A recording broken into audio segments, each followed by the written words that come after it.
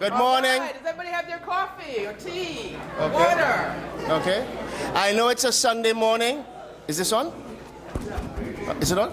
I know it's a Sunday morning, but it's good to see so many people turning out for what is going to be sort of the day of concrete planning. As you know, we've had a very successful conference, very interesting plenary discussions where important things were said, as well as quite powerful workshops and so forth. So I'm Isaac Sadie. I'm the co-chair of the Canadian Network on Cuba. And I'm Gail Walker with IFCO Pastors for Peace, and we're here this morning to welcome you to this final plenary. And we're very excited about bringing a closure to this very powerful gathering and really moving forward with some specific actions that we can collectively work and engage in.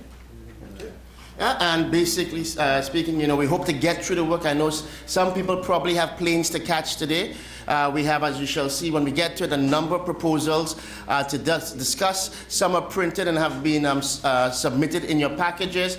Hopefully, people talked about raising proposals from the floor. There's a lot of stuff to do to build this movement, to create sort of a coherent, unified plan to basically end the U.S. economic blockade of Cuba, return Guantanamo base rightly to the Cuban people, end the subversive campaigns, and basically speaking, you know, to advance the cause of justice.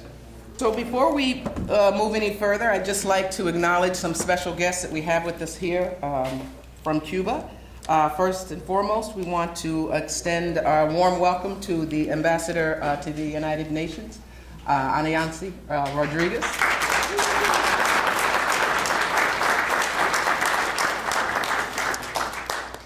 We want to also acknowledge the presence of the Honorable Miguel Barnett from the Union of Writers and Artists.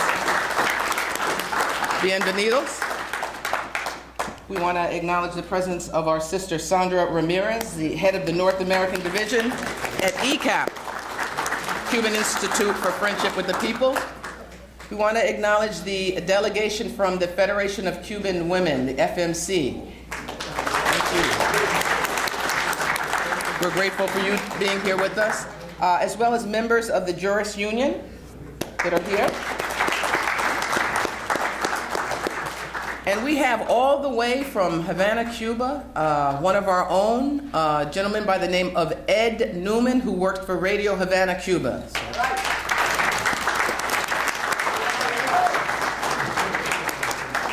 So thank you all for being here, and I'm going to turn it back over to Isaac.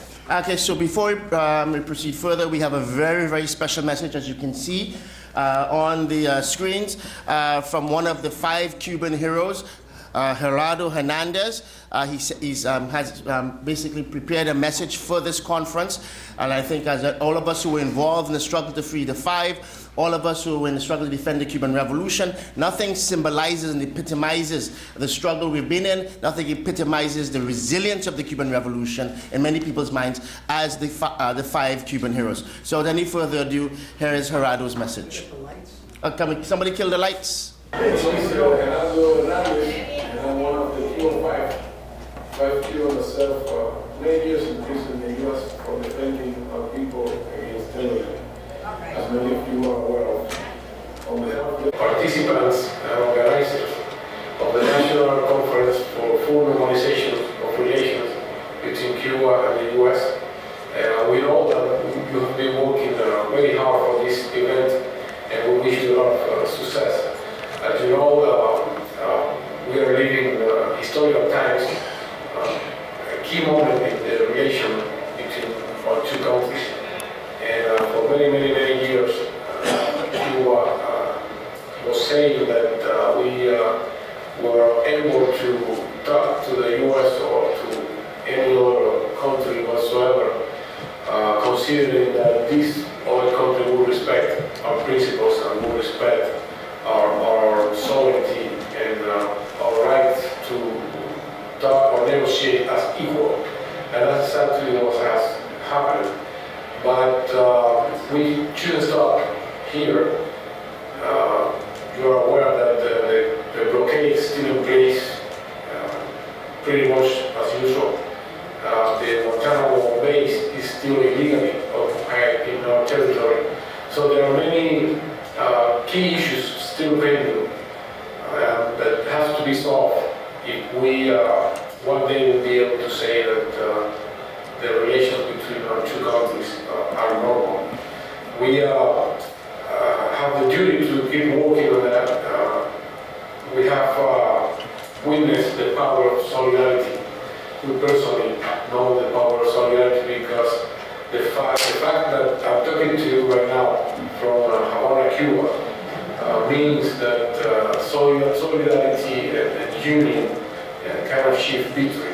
You are aware, I was serving 2 life sentences, close to 15 years, and right now I'm here together with the other 4 of the 5, our families and our new children.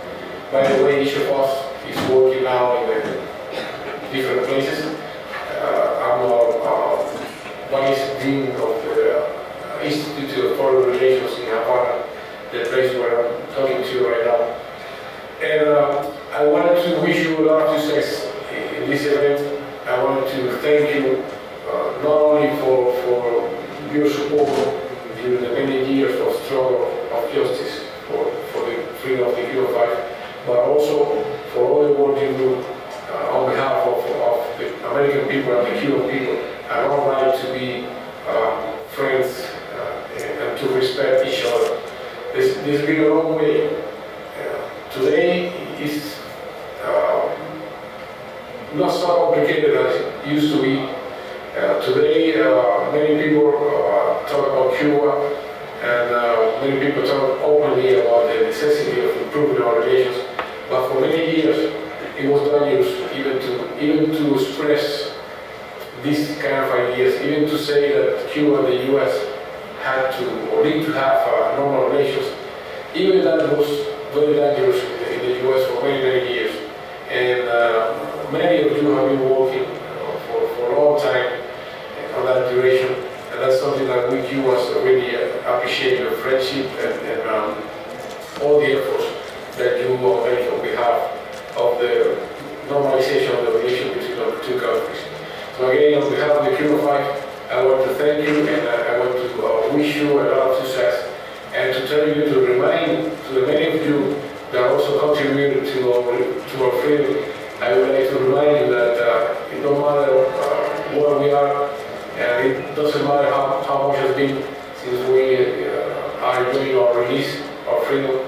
We will always remember the friends like you that contributed to our freedom, and that shows the power of solidarity, and that shows that the many struggles that we still have ahead can be won. Thank you very much, and have a lot of success.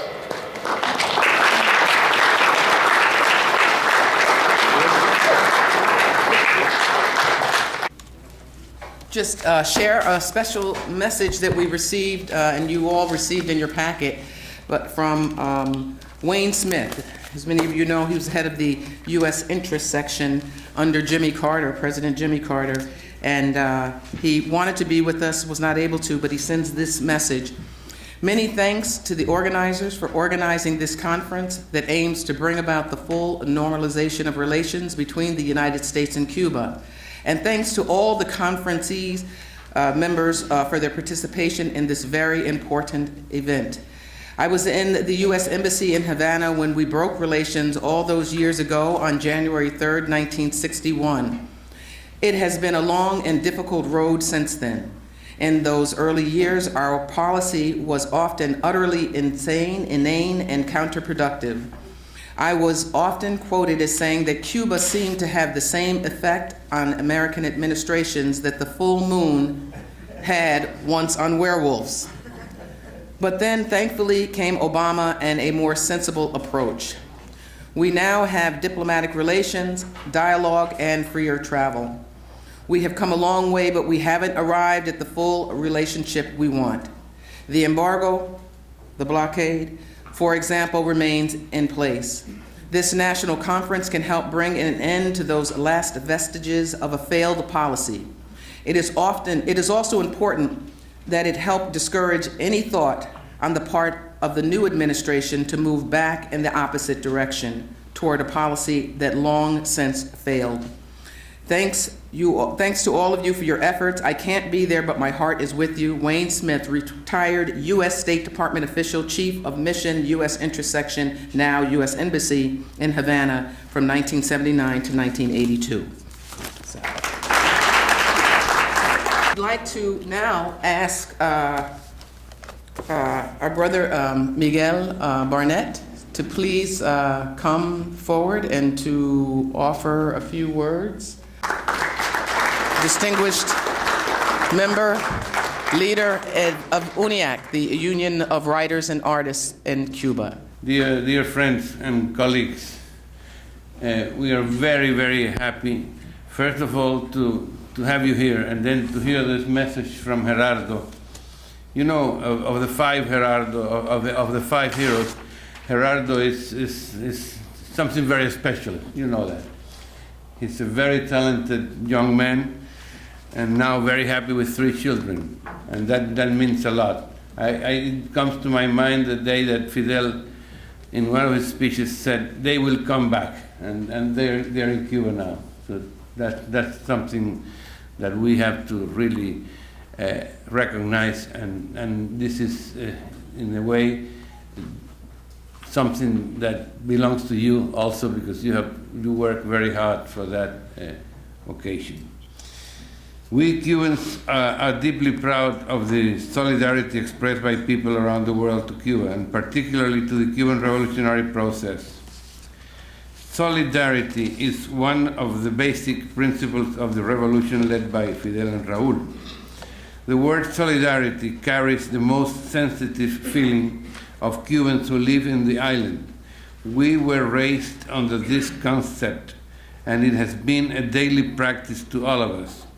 How can we analyze or discuss issues of the revolutionary life if we do not take into account what we have done all over the world? Not to mention medical aid to poor people, education or political support to countries that have suffered criminal and illegal wars.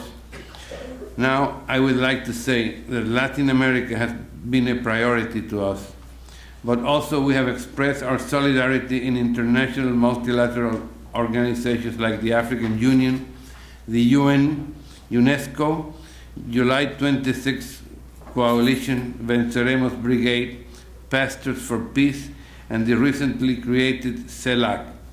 Fidel has been the icon of that struggle, and he never gave up his principles, regardless of foreign pressure and blackmail. We all learned from him that solidarity is a key word and a banner of socialism and humanism. This is the reason why we admire all those people like you who have strengthened ties of friendship and support to our cause. I want to mention here just one name of a person who passed away last year, and is definitely a symbol of that solidarity, and also a symbol of friendship. Sol Landau. He never hesitated to hold hands together with all Cubans. He's, to me, one of the best examples of what a concrete action of solidarity represents. I could also mention others, workers, students, intellectuals, and ordinary people who massively backed us after the kidnapping of the boy Ilian Gonzalez. I want to mention also others who always wrote serious articles analyzing the Cuban Revolution, such as Noam Chomsky, James Petrus, Arnold Agnus, just to set outstanding examples. Arnold August. The struggle to free the 5 heroes was likewise a heroic feat, where many took risks of persecution and harassment.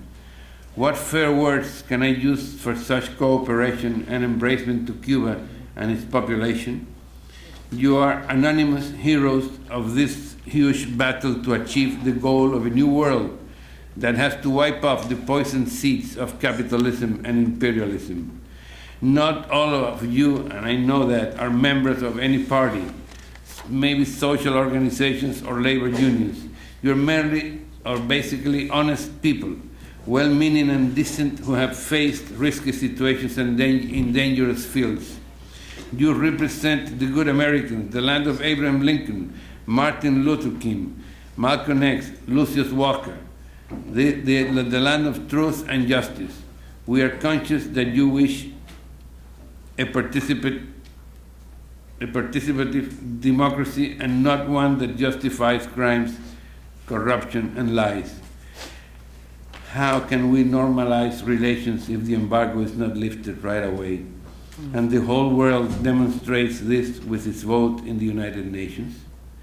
That is our biggest aim, and I'm sure it is also yours. How can I be happy in this wonderful place, in this wonderful country, in this city where I have lived and learned so many good things from your cultural heritage if the embargo is not lifted?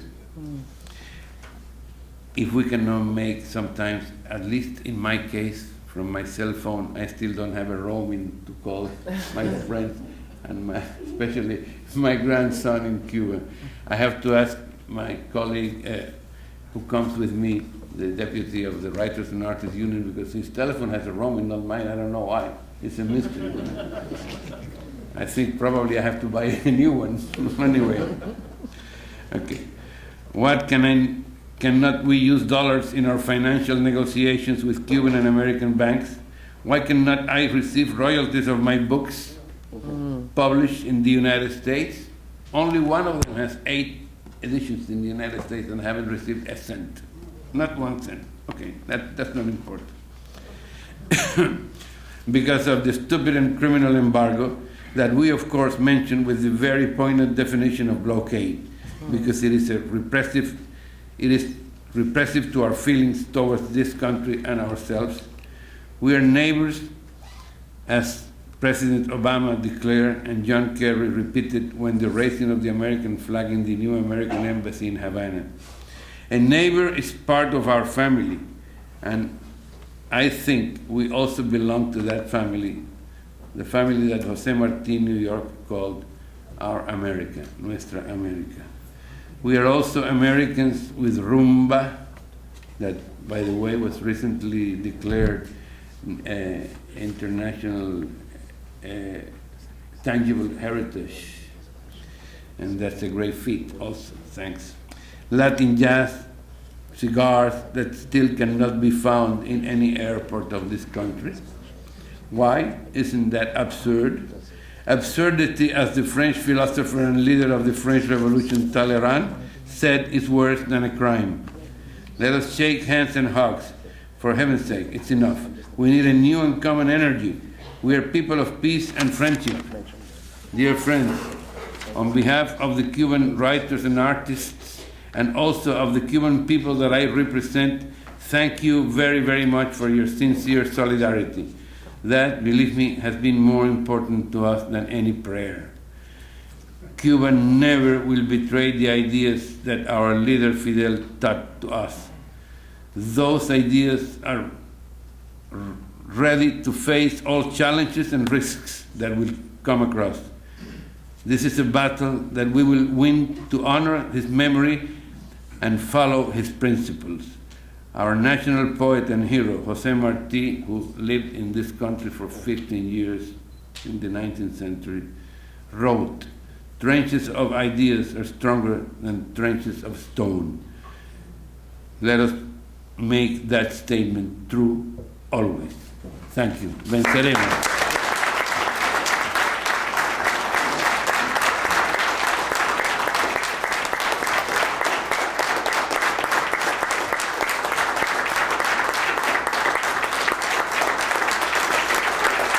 Cuba sí bloqueo no. Cuba sí bloqueo no. Cuba sí bloqueo no. ¡Viva Cuba revolucionaria! Viva! Thank you. Fidel! Viva Fidel! Thank you for those very powerful words, Comrade Barnett. I think we were all inspired by them.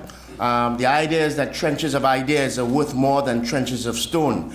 I think that is quite a powerful way of thinking and a powerful idea to guide our discussions here today.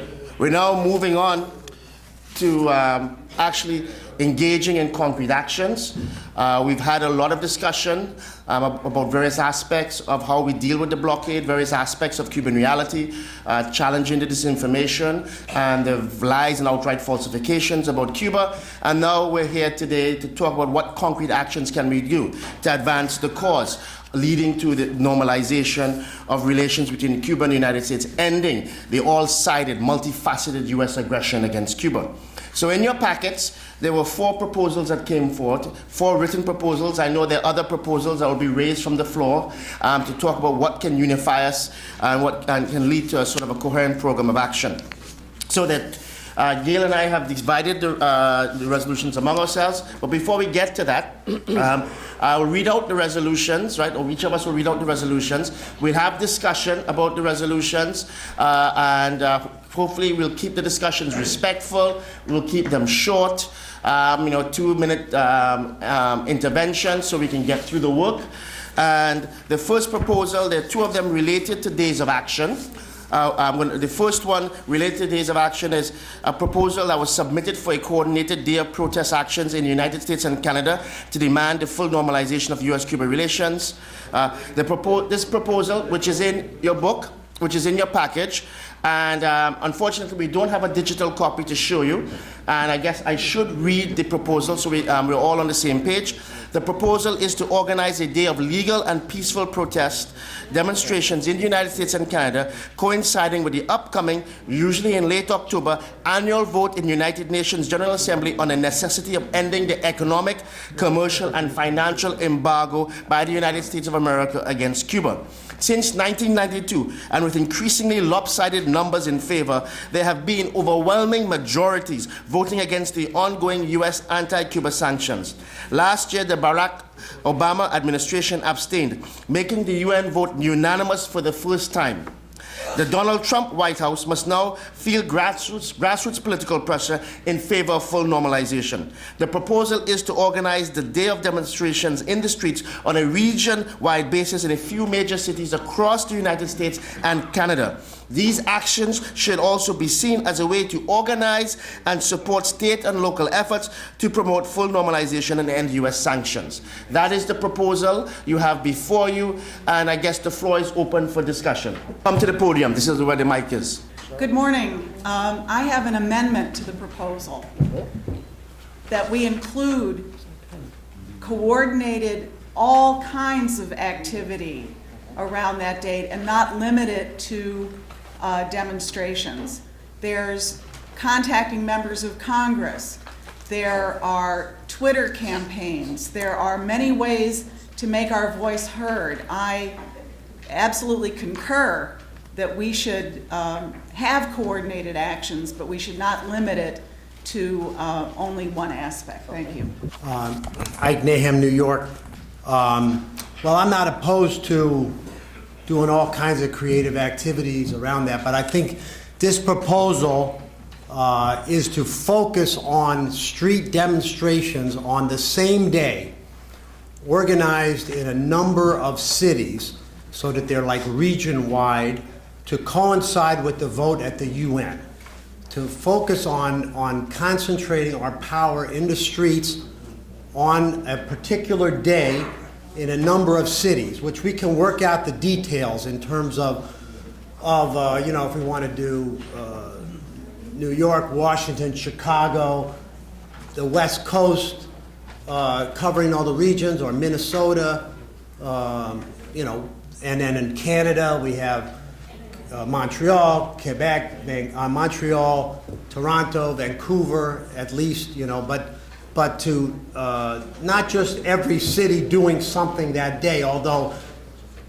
if people are doing something in cities that can't make it to the city and the region where there would be a demonstration, then of course that would be good. And there's also ongoing other proposals that talk about doing that. But I think that the focus of this proposal, and so I'm not sure if the amendment is something that I support or not, the main thing is for us to come out of this with an agreement to do a coordinated day of action. We don't know the date yet because we don't know when the vote in the UN is going to be, but it's usually in late October. So a Saturday or something, sorry.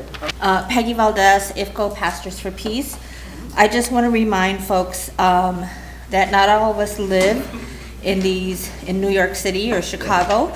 Some of us live in the cornfields of Iowa, and it's hard to make mass in Iowa, but a lot of small college towns have sent hundreds of college students to Cuba, and we should not discount that we're spread out, and social media will help move things forward. So we shouldn't just concentrate on street actions. There's other ways to expand our presence. Good morning, buenos dias.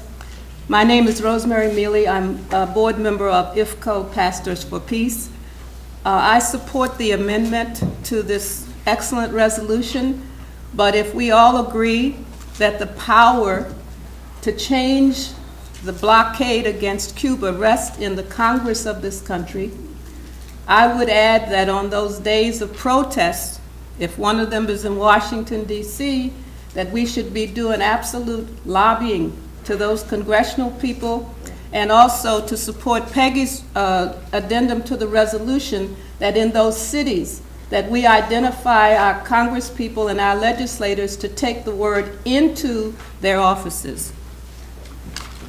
I'm Sabukwe from the All African People's Revolutionary Party. I agree with the overall sentiment of it. I think, though, I would think that we also need to call for kind of global solidarity with what goes on that day, and to call for organizations around the globe to at least do statements, demonstrations, whatever else, in solidarity with what goes on here in the U.S. in terms of pressure on the Congress, since a lot of the embargo stuff actually, in terms of even though there is a vote in the Congress, there's also that vote in the world, in the UN. So, yeah, okay.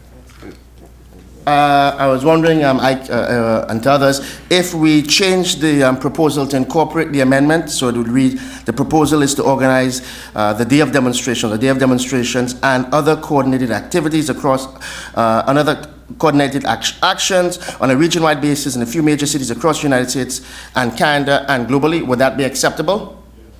Is that acceptable? Okay. So any more discussion on this proposal?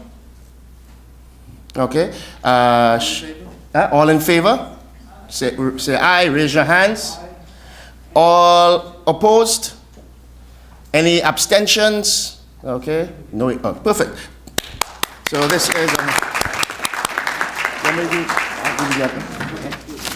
So we also have another action proposal.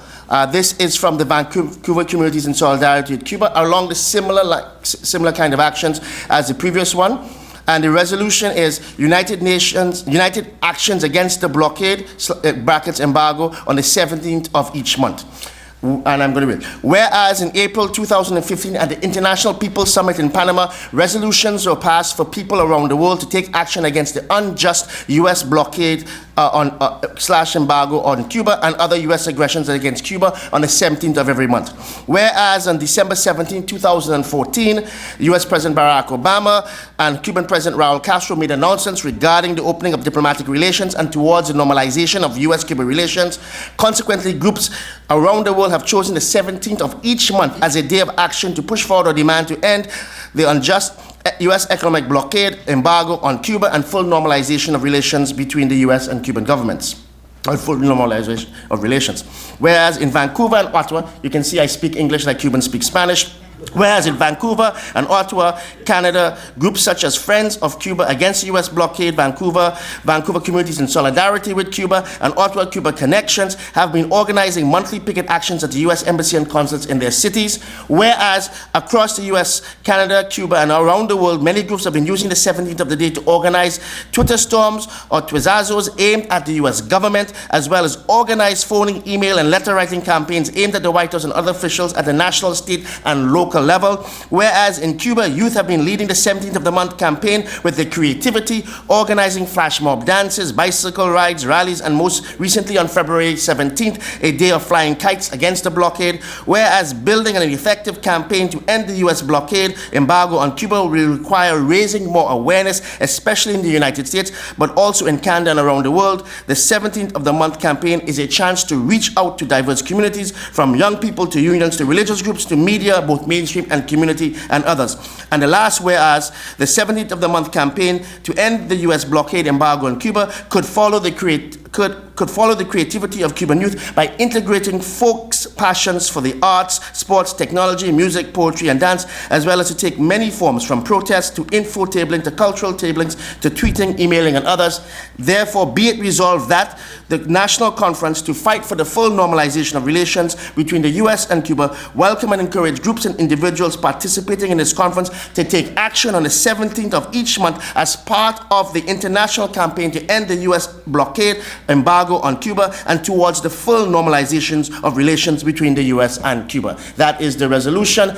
Do we have people who wish to discuss it? As Gail has pointed out, please queue up here to the microphone, and when you come forward to speak on this proposal, please announce who you are. Any discussion on the proposal? I can read it twice as fast if you want. You should see how my students react. Yeah. So, Bokwe?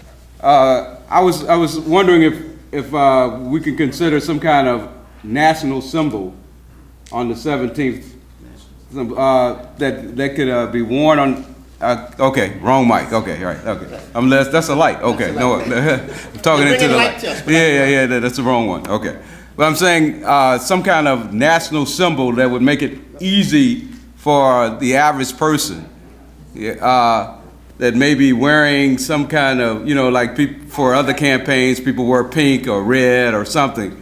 There's something that could be done simply by the common person who doesn't know a lot about Cuba or whatever, or can't explain, but something that that would bring their attention.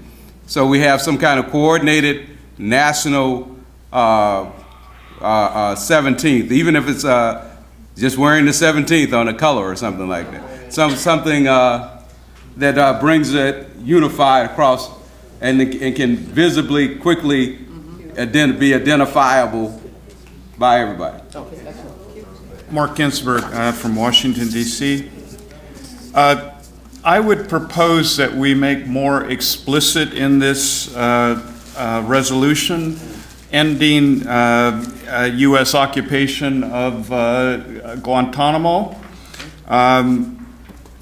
While it's signaled by full normalization, I think that has to be put out there as often as we can in any of the documents, and the one we just approved, it was at the top.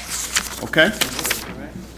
Tamara Hansen from Vancouver Communities in Solidarity with Cuba. I want to thank Sobukwe for the idea of some sort of logo or symbol to go with the 17th of the month. I think that's a great idea. And hopefully it won't just be a national thing. We can make it international, bring it up to Canada, and hopefully spread it all over the world, because I think that would be fantastic.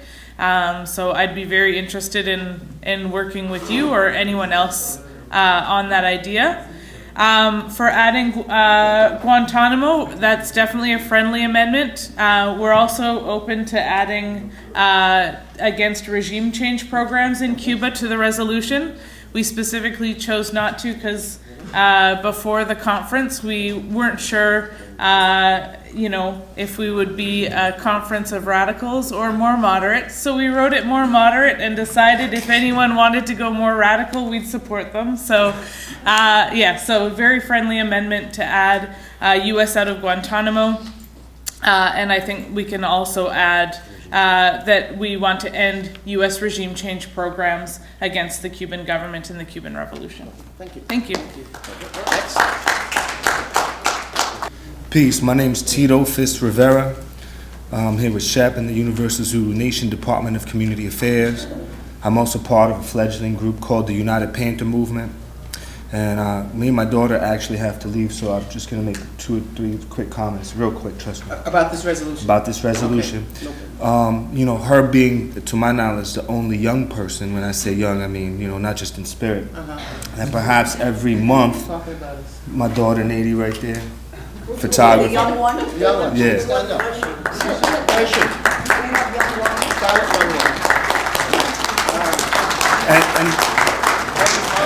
Thank you.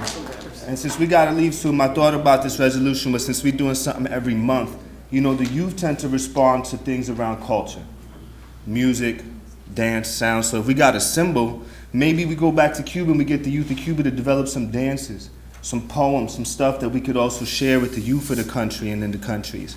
And that perhaps every month leading up till next March 17th, perhaps, we could also look at developing a National Youth Cuba Conference, so that maybe next year in a room like this, there's a whole bunch of young people.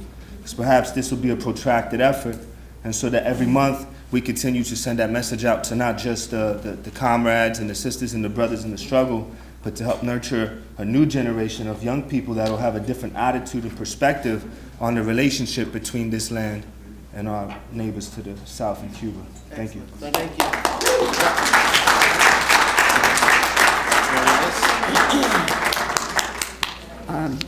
Mary Alice Waters, Socialist Workers' Party. I just wanted to raise 2 things related to the demands that we're raising that I think are worth a little bit of discussion. One is, I don't know, I find the phrase full normalization sort of confusing. Well, it tends to imply that there is a normalization of relations now, as opposed to simply saying, we're for the normalization of relations. It feeds, the problem is it feeds into this idea that many people have, that things have already been normalized. And that it's all, and that is the most common broad view in the United States, where people say, okay, I didn't know that wasn't the case. So I think our demand should simply be the normalization of relations. The other thing is on the Guantanamo. I think it should simply be U.S. out of Guantanamo now. Just to simplify, make it crystal clear and simple. U.S. out of Guantanamo, not get them out, whatever. It starts, how's this all going to happen? It's just out now, out now. Any other comments? So we've had a number of proposals, I think are friendly to the people who've moved this resolution, presented it to us. And we had one there which I think requires, whether it's a friendly amendment, to change full normalization to normalization. I mean, it may be a question of semantics, it may be a very important question people may find. Is that a friendly amendment?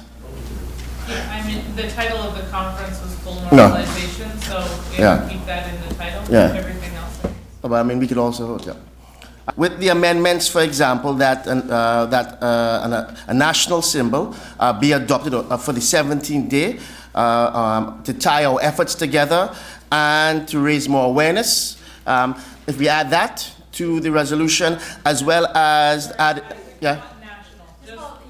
unifying symbol. Okay, a unifying symbol, right? A common symbol, unifying symbol.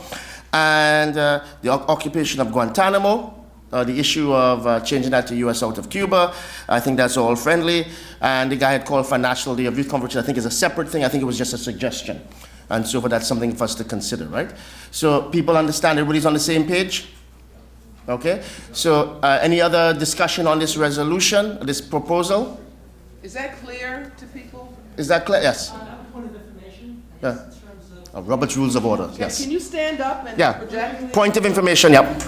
Basically, the question of the implementation of that symbol, what's the structure that's actually going to execute that? We'll decide that today, or is that something that's decided by Secretary? I think that's something that could be probably worked out once, if we do adopt this resolution, this proposal, and we adopt the idea that we need a unifying symbol, that probably is something that can be, the mechanism of doing that can be worked out after. Okay, I don't think we need to decide that today, who's going to do it, how we're going to do it. That'll just be too involved. Do people agree? Does that make sense? Yeah. Okay. I mean, I can say I'm interested in working on it, and if people want to come and chat with me, I'd be happy Ike Nahim, you want the floor again? Anybody else who hasn't spoken? Okay, perfect. Ike. I think obviously if we agree, we've already agreed to one proposal. I think we're about to vote in favor of another proposal. Other things are going to come up, plus activities that we know are coming up that are going to be motivated, like that we all want to support, like the travel challenges, the IFCO caravan, and so on. It would be good, to have some kind of a whatever you want to call it, structure or body that can actually begin the process of organizing and implementing these things in whatever form is appropriate. Up to this point, to build this conference, the main body that was deciding things was conference calls that we had that were weekly. There were 12 of them, and a number of people here were on them, and there was various people. There was a core of folks from different committees and groups and solidarity organizations that were on them. I think we should, at some point, continue that form so that we can implement these proposals and coordinate them. That's a separate proposal, but I think it's a very interesting one and very useful one that perhaps can be raised separately as a proposal, that perhaps we want to create some sort of steering committee, right? That's a standing committee that carries on the work of this conference. But first I want to get back to the proposal on the table, which is the proposal, as we said, for the 17th as a day of action with the amendments, the additions that we've spoken about. All those in favor of this resolution? So raise your hands. All those opposed? All those abstaining? One person is opposed. Okay. Huh? Okay, and what's the question? It's in relationship to Mary Allison's. Are we taking out the word in this proposal, the word for? Okay. Are we taking it out? Okay. Do we need more? I know. I didn't want to run this by Robert's Rules of Orders because I know we have time, because on each amendment we would have had, according to Robert's Rules of Order, a separate discussion, debate, and so forth before we got back, right? So if the question is, for some people, I guess, the issue of full normalization versus normalization is not just simply a splitting of hairs, right? Okay. So do we want to have the discussion on that, right? Are there political and theoretical implications? Do we? In my opinion, I think it's worth taking a few minutes to have that conversation. Okay, perfect. I think it's open to you. It's a big deal. Okay, so who wants to speak on that first, on the question of full versus normal, using the terminology, full normalization versus just using normalization? Do you want to speak to that, Rosemary? Anybody who would like to, if you could come up. Okay. Andres? Okay. Okay, just come up and queue here. Thank you. Okay. Please queue. So Rosemary is the first person. Okay. And then, okay, perfect. And please introduce yourselves as you speak, even though we know who you are. The question of normalization is a process. We're in a process of normalization, in our opinion. So if we take out the word full, that's denying that a process is already in contingency to move forward. So that's why we don't support taking out the word full. I think saying full implies that we take it all the way to the end and not stop somewhere in the middle or at the beginning. So it may be splitting of hairs, but I think it also implies that we're still in a process and that we want to keep going till there is full normalization. I'm Diane Stradling from Portsmouth, New Hampshire, and I take groups of people to Cuba, and sometimes we know too much and we don't realize what the public knows, and if this is an effort to communicate with the public, they don't understand. They think the travel ban means the embargo is lifted, and we want to be careful about how we communicate with people out in the community. So I don't think full or not full is going to make that much difference to them, but I think the message needs to get out there that the embargo is still in place, the blockade is in place, and that people need to understand that, and they don't. Introduce yourself. Yes. My name is Omari Musa. I'm from Washington, D.C. with the D.C. Metro Coalition in solidarity with Revolutionary Cuba. I think it does make a difference. We have to be clear. There are millions and millions of people who we have to convince that the United States should get out of Guantanamo, that the United States needs to stop immediately its programs of regime change, and it needs to end the embargo. And we should make that our central thing.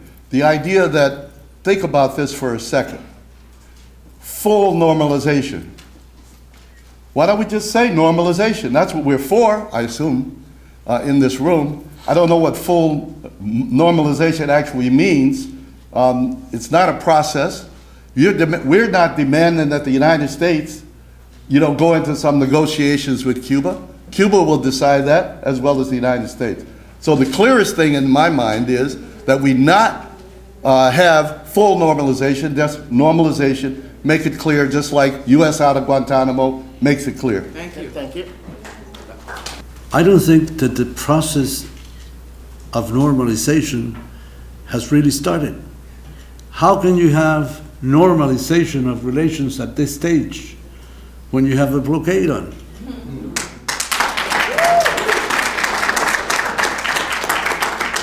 How can you have a normalization of relations when the terrorists that have caused so much death and harm to the Cuban people are free and protected by the United States government, and they have not been brought to justice, as it is the duty of U.S. authority according to U.S. laws, and everything else?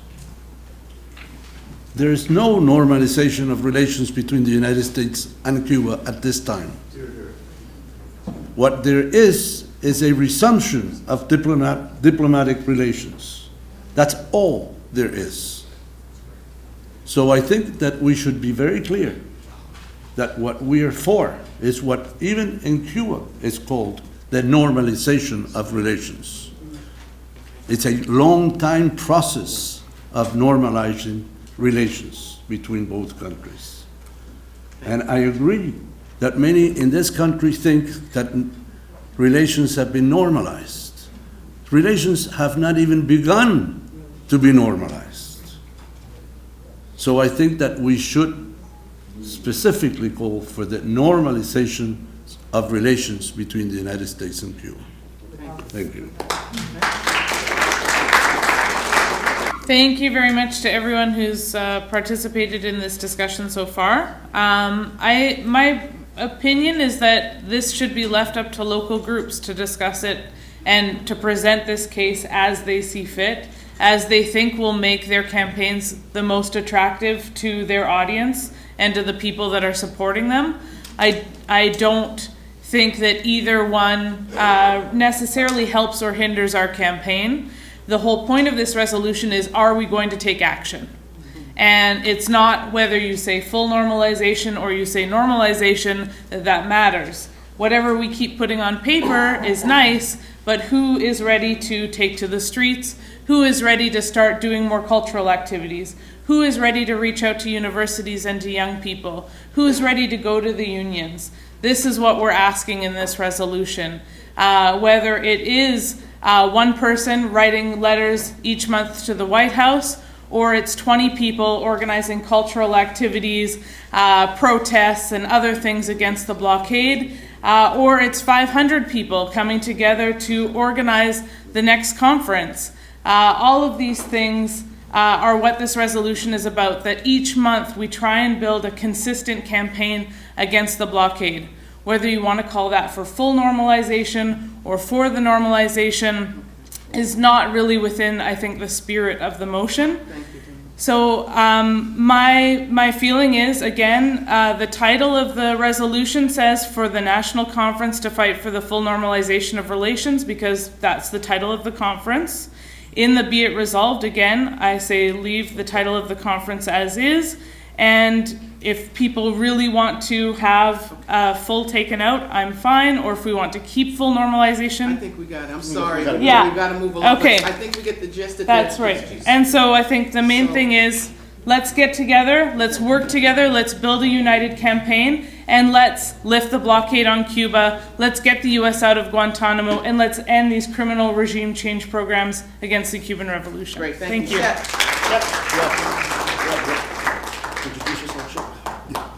Peace.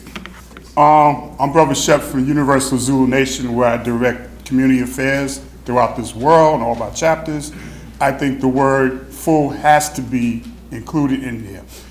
Specifically for the reason as community activists, handing out these flyers all throughout this period while we were promoting this conference, the community thinks that everything is already normal. They saw the Obama on television, they saw the news conferences, they think that the embargo has been released as recently as yesterday. A Fordham student came to me and said, oh, I thought the embargo was gone already. Isn't everything already normalized? It's important that when we go out into the community that we say full because people are under the impression that it's already been done. That way we can use it as a tool to explain to the community, no, it has not been released. So full needs to completely stay in there until we are able to educate and raise the consciousness of the people in the communities. Thank you. 30 seconds, and then we're calling the vote. I think it's important. We all recognize that all the different groups will do exactly what was said. That is, they will use the demands that they think and the formulations that they think are the most effective.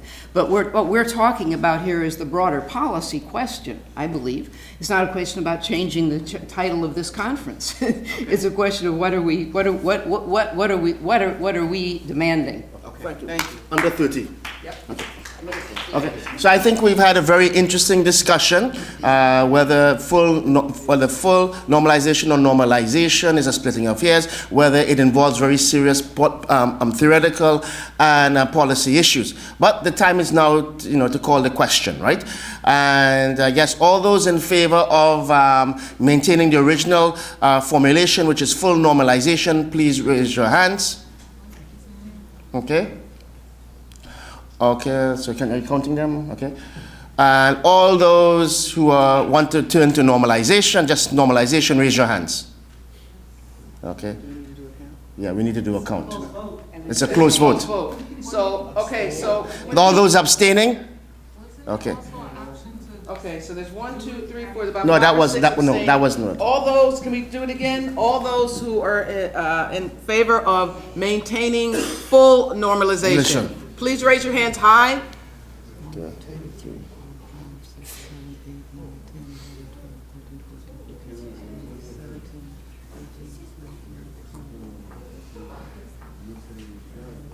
More or less 25.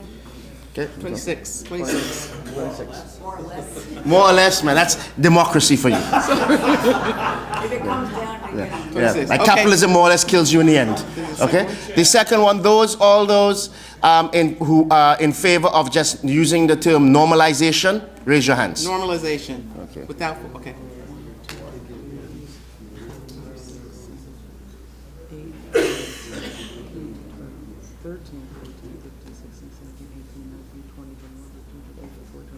The second one. Yeah. So the second one carries it. So I guess the term in the resolution will be normalization. And abstentions. So abstentions. Sorry. I apologize. Abstentions. 1, 2, 3, 4, 5, 6, 7, 8, 9. Okay. 9 abstentions. Okay.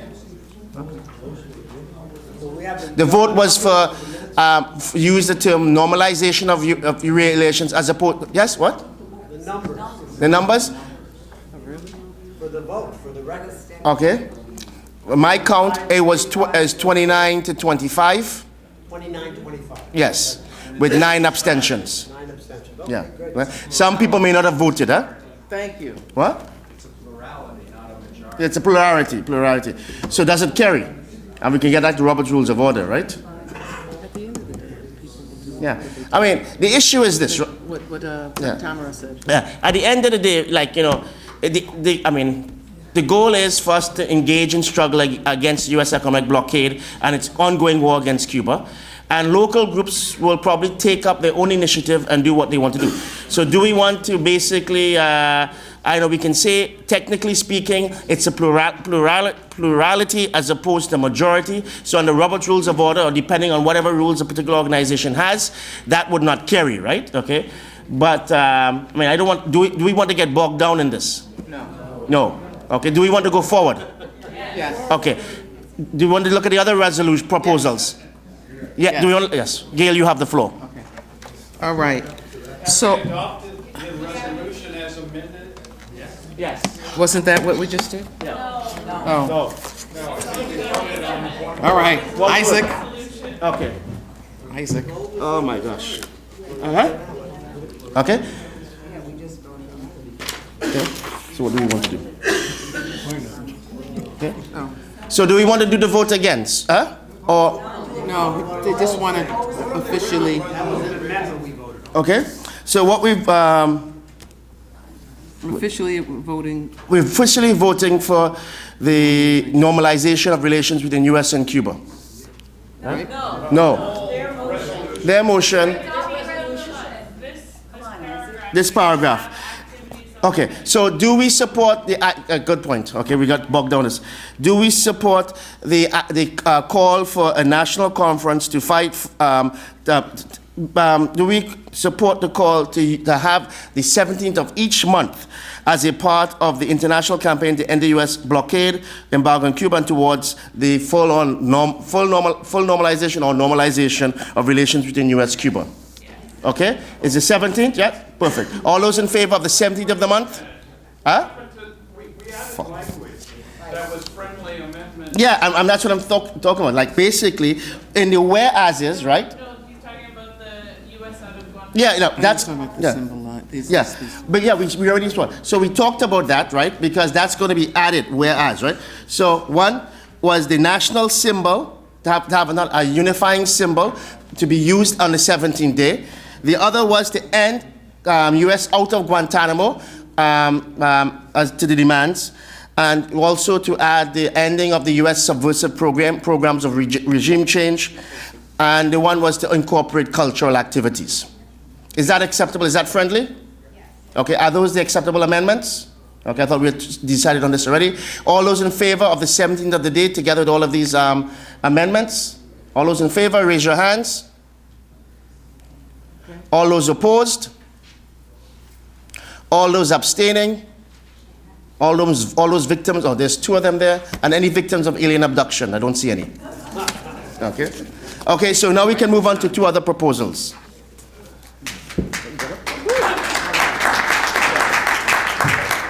Thank you, Isaac. All right, so we're going to try, we've got 11:15. I know that people are going to start to need to sort of fade out. We want to try to, if we can, move through the next two resolutions.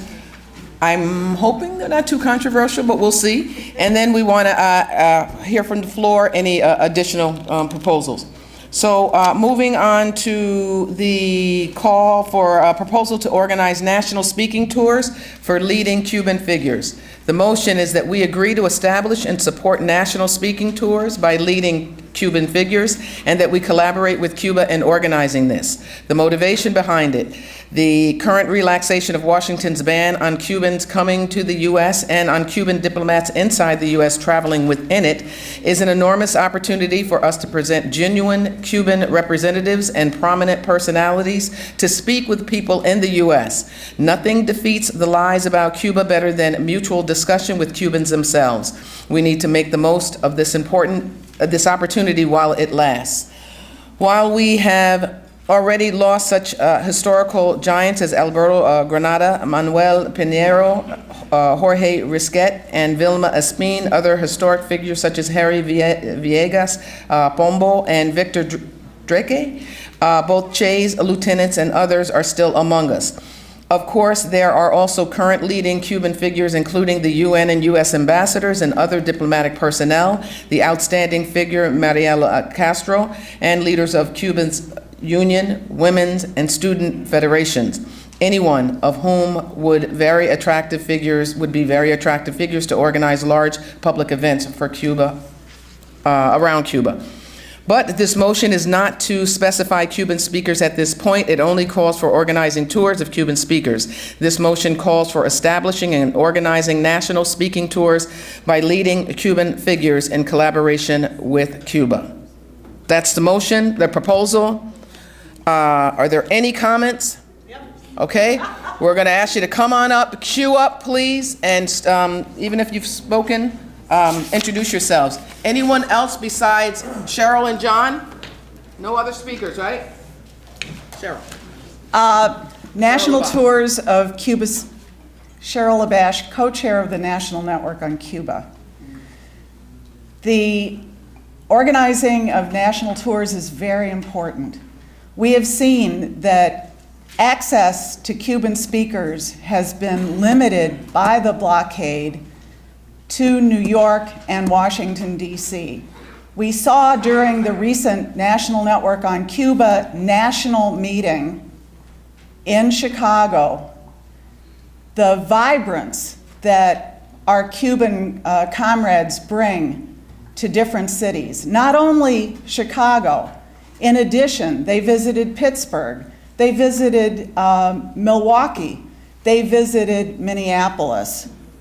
And in each city, they were welcomed, and it helped to expand the work. We see now that Chicago is organizing a large delegation to attend the May Day Brigade. And all of this comes through the impetus of having Cubans speak in cities and coordinating activities. I want to point out that that was coordinated through the National Network on Cuba. The National Network on Cuba. Is there anybody here from Texas? Is there anybody here from Montana? No? We have organizations in the National Network on Cuba in both of those states, and we're also working to expand it. So when we take on resolutions that talk about forming new bodies, I think everyone needs to remember there already is a national organization. We need all of the organizations to join it, to participate, to be active in it, to coordinate committees, and coordinate this kind of activity. So, I just wanted to make that clear. Thank you very much. Okay, great. John?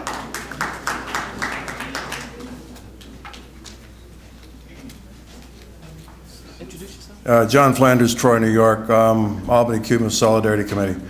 I agree, organizing speakers tours is very important. I've been organizing a forum series with nationally known speakers for 6 years, and it's not easy to get these folks. And I realize there may be a question between the national network and whatever steering committee this body sets up, but there needs to be some, for those of us who are trying to organize forums, and for example, the forum series I organize doesn't have a lot of money. It's a community-based, meets in the basement of a church. And therefore, if you want to get a big, prominent national speaker, sometimes you got to hijack somebody from a university. I mean, it's a difficult process a lot of times. So some kind of speakers bureau, whether it's the national network or this organization's steering committee, should be set up so that people who want to organize forums and speakers have some place to go. They're not having to, send out a email to the Cuban mission or the Cuban ambassador and hope that somebody might see it and respond to it, but that there be some kind of a body, whoever. Okay, you got it? Yep, Thanks. Got it. Thanks, John. I'm Joan Gibbs. I'm from New York, New Jersey, Cuba C. I support the resolution, but I just wanted to add, maybe perhaps as a friendly amendment, Ike and others, is that when these tours, when the speaking tours occur, that they be live streamed so other people can be able to see it in places that they won't be traveling to. And they also be made available by Skype to other to places so that they could be, they could be expanded, because usually speaking tours only come to New York, Chicago, and probably DC, if that. Thank you. Thank you, Joan. Steve Clark, please introduce yourself. Steve Clark from the Socialist Workers' Party.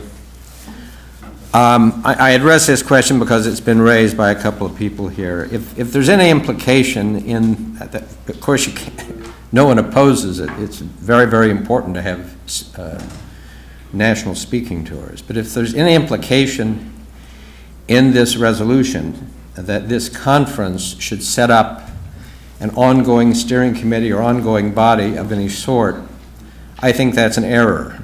The National Network on Cuba exists. There have been the NNOC, and there have been ad hoc structures that have organized national tours. I don't think that there is anything to be gained by establishing another national structure to do this. So while the spirit of having speakers from Cuba and elsewhere to bring the message of the fight against U.S. policy is very important, I think that's an important thing that's been posed here that needs to be clarified, and I would vote against it. Ike Nahum, New York. I think that the question of the form that organizing these tours, if we all agree with the content of having national tours, it's something that was come out of this conference and this body, this plenary, to do that. There's nothing that counterposes that to the NNOC, which endorsed and is part of this conference, to be part of organizing this and taking a leading part of it in areas where its affiliates are that are not necessarily represented in this body. The real process here that we should all be thinking about is a process of, as broad as we can get, unified actions in this form of organizing speakers that we will collaborate broadly with to do this. So that's the point. Not who's specifically going to organize. We're all going to organize it. If the resolution is approved of, it's going to come out of this body, and we'll all work together in a united way to do this. Gotcha. Sandra, please. So I didn't plan to take the floor, but I think I would like to highlight what I mentioned at the opening section. It's how important we should work in a united way. So we should work in a movement with unity prevails, and that's important. So to organize national tours, I think is excellent. I was a part of that tour that Cheryl mentioned, and we visited cities that during many, many years they haven't had a Cuban visitors there, and they really appreciate that. So we think that all of us should get together and organize tours like that one. But I think, because I am just listening about a steering committee, that I think it's not necessary to create a steering committee. We have already a national structure that is a national network on Cuba, and it's functioned since many, many years before.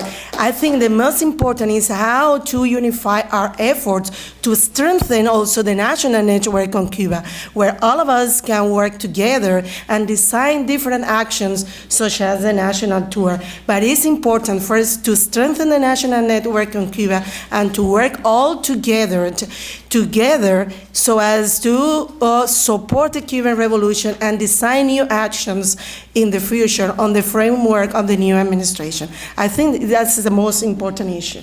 Thank you, Sandra. I think overall, we're speaking the same language. That's the sense that I get. I don't think that there's any real disagreement. I just want to ask Steve, Ike, and other Isaac, who submitted this proposal, if we can add to this motion calls for establishing organizing speaking tours by leading Cuban figures in collaboration with Cuba. We will work at all efforts to coordinate nationally that will make the full use of the national network on Cuba to help to do this, and that we will work to share resources via live streaming and Skype and things of that nature. Are people comfortable with adding those specific elements to the proposal? Is there anyone who has a problem with adding those elements? Can we say that we adopt this proposal and move on? Yes. All in favor? Yes. Anybody opposed? Abstentions? Excellent. Alien abduction, demonic possession? All right. Okay. I want to move on to the last of the official proposals that were submitted in the packet. And then we're going to try to quickly move on to proposals from the floor. This was a proposal to utilize Twin Cities Cuba Film Festival. The motion that all participants in this National Normalization Conference consider utilizing the Twin Cities, that's Twin Cities and Minneapolis, St. Paul, sorry, Minnesota. For those of you who don't know about other parts of the world, that's in the middle. Utilizing the Twin Cities Cuban Film Festival as a way to establish cultural ties with Cuba, open discussions, and raise funds. The motivation: thanks to the many Minnesota Twin Cities Cuba coalitions establishing a close relationship with the Cuban Film Institute, it has been able to premiere and present Cuban films to hundreds of people at Minneapolis's premier film space and to hold discussions afterwards, while raising thousands of dollars in the process. Minnesota is offering to share these films with others across the country. This proposal strongly encourages people to make the most of this opportunity to break the blockade through cinema. Needless to say, this is not a binding motion, as it states, quote, that all participants here consider making the most of this resource. That's the proposal. Are there any necessary, necessary, needed discussion? Seems pretty straightforward to me, just in my humble opinion. Can we call a vote? Yes. All right. All in favor? Excellent. Is there anybody that's opposed? Any abstentions? This is what I'm talking about. This is great.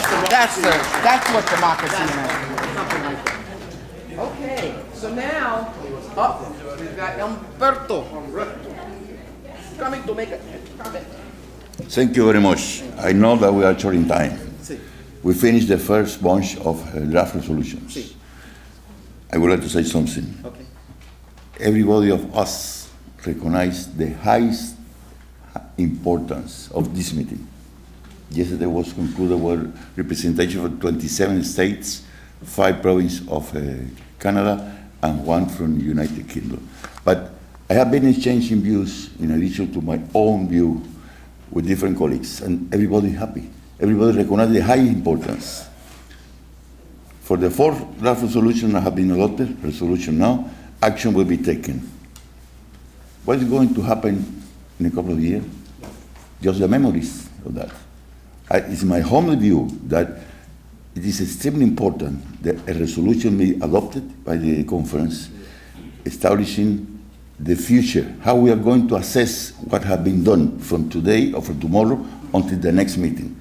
And in this way, considering, I mentioned that before we finish, because we will require maybe some minutes to draft resolution, that a new fora will be set up for a couple of years, for instance, inviting more institutions to join the solidarity movement, inviting more young people to work and to making the calls. That is my humble view. Thank you very much.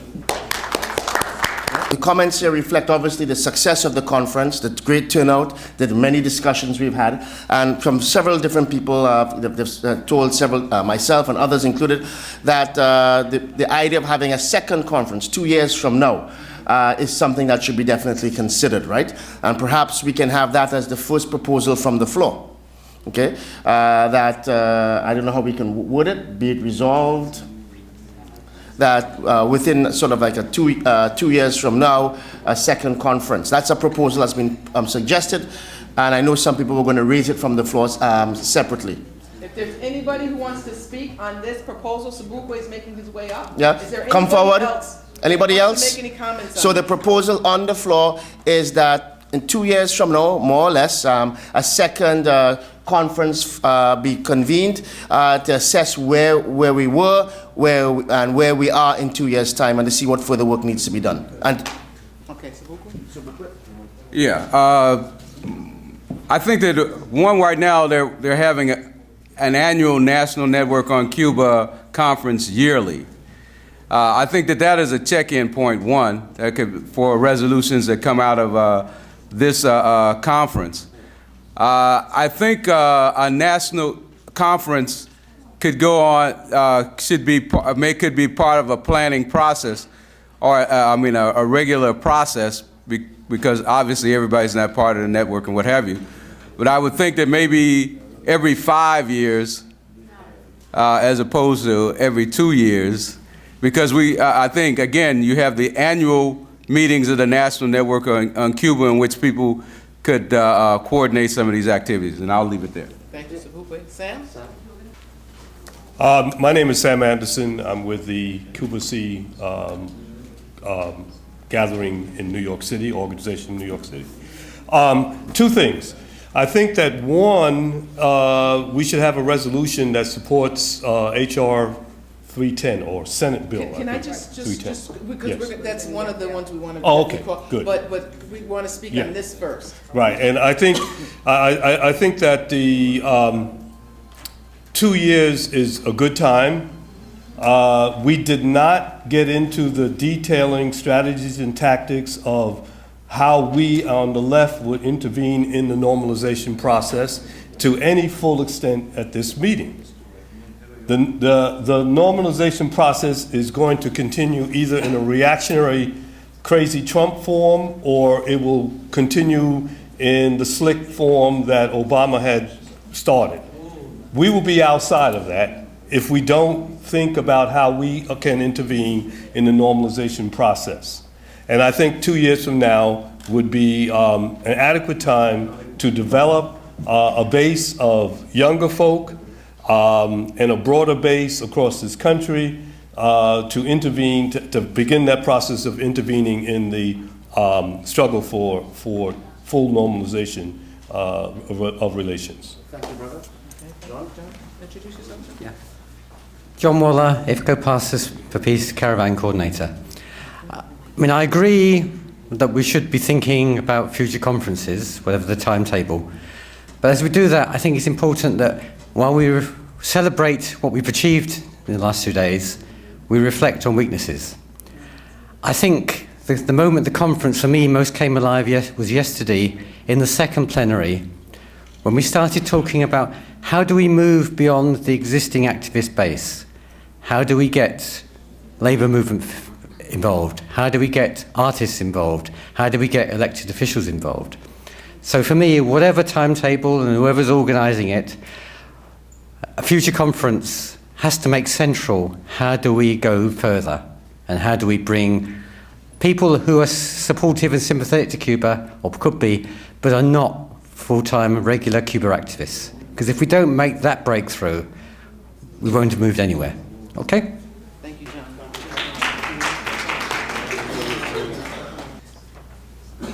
The most important thing that this conference has contributed to the effort of all of us and those who are not here is precisely which is a time to reflect on how we have to proceed. Not only us as part of this effort collectively, but us as part of our efforts in each place that we work politically. And I think that is the most important thing, I repeat, because we need spaces like this and times like this in order to find our way in a new situation, an important situation, as Sam just said. We must become involved in ways that we had not become involved before, or that we had failed, or that we have given up trying to involve others in this effort. Because this is a most important time in the relations between both countries, as Gerardo pointed out to us this morning in his message. And we must be involved in the decision that is made by the United States government in relation to Cuba and the Cuban people in the foreseeable future. And we must have an input into that, or else they will. And they will set the rules. And then we will have to fight the rules. So we must try our best in order to influence before those rules are set in place. I don't know whether we can achieve it or not, but we must try. Thank you. Thank you. Good morning, Ismael Betancourt Jr. with the Bronx Transformation Project and the Puerto Rican Transformation Project. And I'm working with the Cuban mission as well. And what I suggest, the second year, you should have 2 days of this conference because everything was so crowded, there was very little time to network and whatever. And if you bring in people from all over the state, expanding it to a bunch of youth, this has to, you know, there has to be opportunity for us to talk to each other, things like that, and this was just, let's go, which is important. I'm not knocking it, I'm just trying to say that it could be improved in that way. Thank you. All right. John, any other, after John? Yeah, John Flanders, Albany, Cuba Solidarity. People have been talking about we need to see younger faces here, and I agree. I think there's a real opportunity with the explosion of the membership of the Democratic Socialists of America, the Bernie fans and all the rest of them, now I know that the leaderships of these groups, Jacobin Magazine, for example, the leaderships of these groups have a state capitalist or whatever position on Cuba that's not very good. But the rank and file, the memberships, I think are open to Cuba solidarity activities, sympathy with Cuba, and we need to think about how to reach out to these folks. And for example, in Albany, we're going to be showing the new film Cuba's Community Doctors at Albany Medical College, and the DSA and the Socialist Party. Do you support are you speaking for or against the whole conference in 2 years? Oh, that's fine with me. I thought we were having. That's a resolution on the. Okay, I'm sorry, but I mean, in terms of reaching out to young people, that's what I think we got to do. Thanks. Okay, thanks, John. They're all important conversations. We're just trying to see if we can move forward at least. I'm Lupe Family, a Spanish teacher for activists, healing teacher for activists, WBAI supporter, and a novelist of an issues novel, To Face It. So I'd like to see the women in the house, please. I just want to see a show of hands. Okay. Okay, that's it? That's all the women? Oh my God. Okay, so women, listen, I need a little support on this because I'm not exactly sure how to say yes for. I'd like to say yes for if we could consider, this is just an idea, putting in the film festival aspect of the 2-year conference, a women's film festival from Cuba, because I see that we have all these women around the world that are doing marches, et cetera, and they could be politicized so well with this conference. That's my idea. Okay, thank you. If we agree to the general premise that we can mold this and shape it and talk about, you know, how we want to expand upon the specifics as we get closer. But I think the first thing we need to do is agree that we want to convene again. I think the majority of people have really adhered to the 2-year time frame. So the question is, can we take the amendment or the proposal and incorporate these elements that we want to, number one, really, again, work to coordinate our efforts through our premier national body, the National Network on Cuba, that we are looking at a 2-year, an opportunity to reconvene a national conference within 2 years, helping to coordinate some of that work on a national level.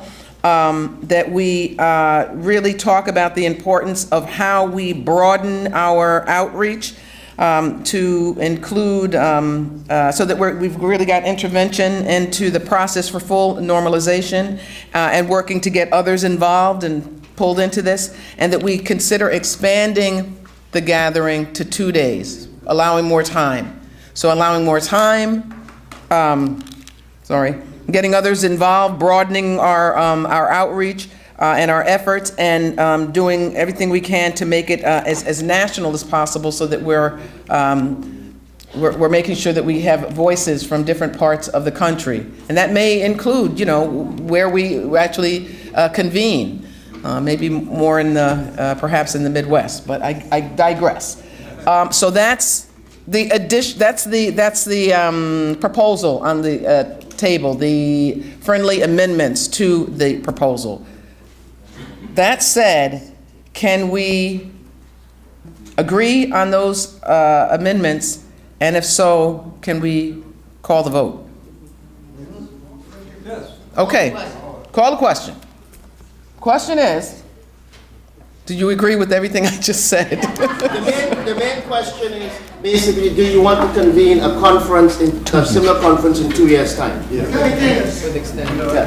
And with all these ideas of broadening, making sure that we're really working with our premier national body.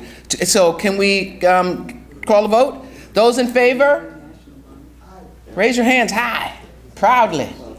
All right. Those opposed? Raise your hands. Are there any abstentions? Okay. 2 abstentions. 2 abstentions. But what was that term you used, Bill? Majority. The majority, yeah, that one. Plurality. Plurality. Okay, so we are passing this proposal then, okay? Great. An additional proposal from the floor. All right. How many people have proposals that they would like to make from the floor? Raise your hands, please. We had written proposals in the package. We dealt with those. We had a proposal come forward about having a conference in 2 years' time, and we're just basically taking proposals from the floor. So anybody who has a proposal they want to bring forward to us, raise their hands and come forward. What I'm going to do is ask you, Arnold, and others who have proposals to come and queue up. What I'm understanding that we want to talk about, and I've heard little bits and pieces, are the travel challenges.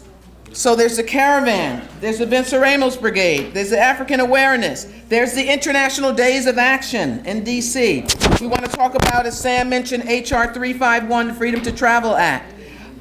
That's what I'm aware of thus far. I know Arnold also has a proposal. Is there anything outside of those that I've mentioned that people want to raise?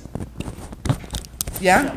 Shep? Okay, so Shep, queue up, if you will. John Waller, if you will, I'm going to ask you to come forward and speak on behalf of the Caravan. International Days of Action. Cheryl. African Awareness. Is there anybody here from the brigade, the VB? Okay, that's all right. I'll speak on behalf of you. All right, and Sam, do you want to speak about HR 351 briefly? Or Rosemary? So those of you who do, so why don't we start with, and I'm going to ask people, okay, we're looking at 20 after 11. We're getting tight with time. So please just be pointed and, I know we like to share a lot, but we got no sharing. Time constraints. No sharing. And we're going to start calling the time clocking. So please, Arnold. Clinical, prosaic. Thank you very much. Arnold August from Montreal. It's a very simple proposal. In the plenary session yesterday, and also during the sessions, workshops, and also in today's plenary session, various issues have been raised. One is the question of Trump, the new situation with regards to Trump. The other thing is, I think Aaron mentioned that yesterday during the panel, that massive propaganda campaign after the death of Fidel Castro, that Cuba's a dictatorship, that Fidel's a dictator, etc. And also, I was really impressed with the discussion in yesterday's panel when we had the mayor of Newark, and that whole theme, which is really important in my view, is going beyond the choir. In other words, going pretty much beyond what we have here, outreaching far beyond the important but quite limited feature of this whole movement. Now, in my third book that's coming out in April, I deal with, and it wasn't easy, with Trump. In fact, when Trump won, I had to redo the draft of the book to include that issue. And shortly after, at the other political, moral, ideological pole, Fidel Castro passed away. When you had that onslaught on dictatorship with regards to... What's the proposal? Yeah, I'm sorry. I know. Yeah, it's Arnold. not, okay. I know. I wish we it's had not a more time. publicity Okay, so plug. my proposal is very simple. Okay. is that my book deals with these things. Just to mention one, with regards to opening the choir, it analyzes positively engaged Cuba, Republicans and Democrats, and business people who are against the blockade. And this book of mine has been, the introduction is written by Ricardo Alarcon and has about 9 endorsements from different people in Canada and United Kingdom and elsewhere. So my proposal is simple. It's hard to do it very quickly. It's that all participants and organizations represented in this conference, as well as the National Organizing Committee, post information about the new April 2007 book, Cuba-US Relations, Obama and Beyond, by Arnold August. This information to be furnished by the author and his publishing house, Fernwood Publishing. That is my proposal. Thank you. Okay. What I'm going to do is, what's the name of the book? Okay. All right. So can I recommend as a process that I'm open. I want to collectively figure this out. Can we? All right. Thank you, Tim. Sorry. Can I collectively suggest as a process, and you all let me know if this makes sense. Shall we hear the proposals and then vote on them? Should we hear all of them, or do you want to go one on one? Hear them all, right? Okay, so we've had Arnold's proposal. We've got that. We're going to do Shep, and we're going to ask people to be pointed. The proposal. Yeah, is someone taking a note so Andy can just... Yeah. I'm trying to. Okay, Shep. Peace. Peace. Come on, y'all respond. Come on, Peace. Shep. Let's go. All right? Whatever. Any case, proposals deal with our International Hip Hop for Humanity tour. Since 2009, we've been sending young folks to Cuba, Venezuela, and other countries where they've performed and made contacts. What we would like is for this body and the people that are here to help support our International Hip Hop for Humanity tour, which would have artists come here and vice versa in those countries. We need material and financial support. So any help that people could do to help get our young people to these countries, to begin to develop relationships. People keep talking about youth. Youth are actually doing this stuff right now. So we need more of you to get involved with them, and don't expect them to come to these conferences if they don't know who you are. So that's my proposal, that this body adopt some way to help support our young people who are traveling, and to do that. To travel to Cuba, Venezuela. We're doing Cuba, Venezuela, Angola, Tanzania, and Puerto Rico. Great. Yep. Thank you, Chef. Thank you, Chef. All right, John Waller. Hey, John. Okay, is this formally a proposal or just an announcement about what's happening? No, I think it's to propose that people are provide support to these upcoming programs and projects. Okay, fine. Yeah. You're all used to a caravan for Cuba from Passes for Peace going through the US in July and then on to Cuba. This year we're doing it a bit differently in 2 stages because we didn't want to wait till July to do some action against in the context of Trump. So our caravan routes, 6 of them, will be on the road in the second half of April. 6 routes, 55 cities, starting in New York on April 15th. It's public events, college events, meeting with members of Congress and their aides. If you go to our website, you'll be able to see the routes and the cities we're going to. In time, over the next 2 weeks, you'll be able to click on the city and find out more details as local organisers tell us the details. Support those events.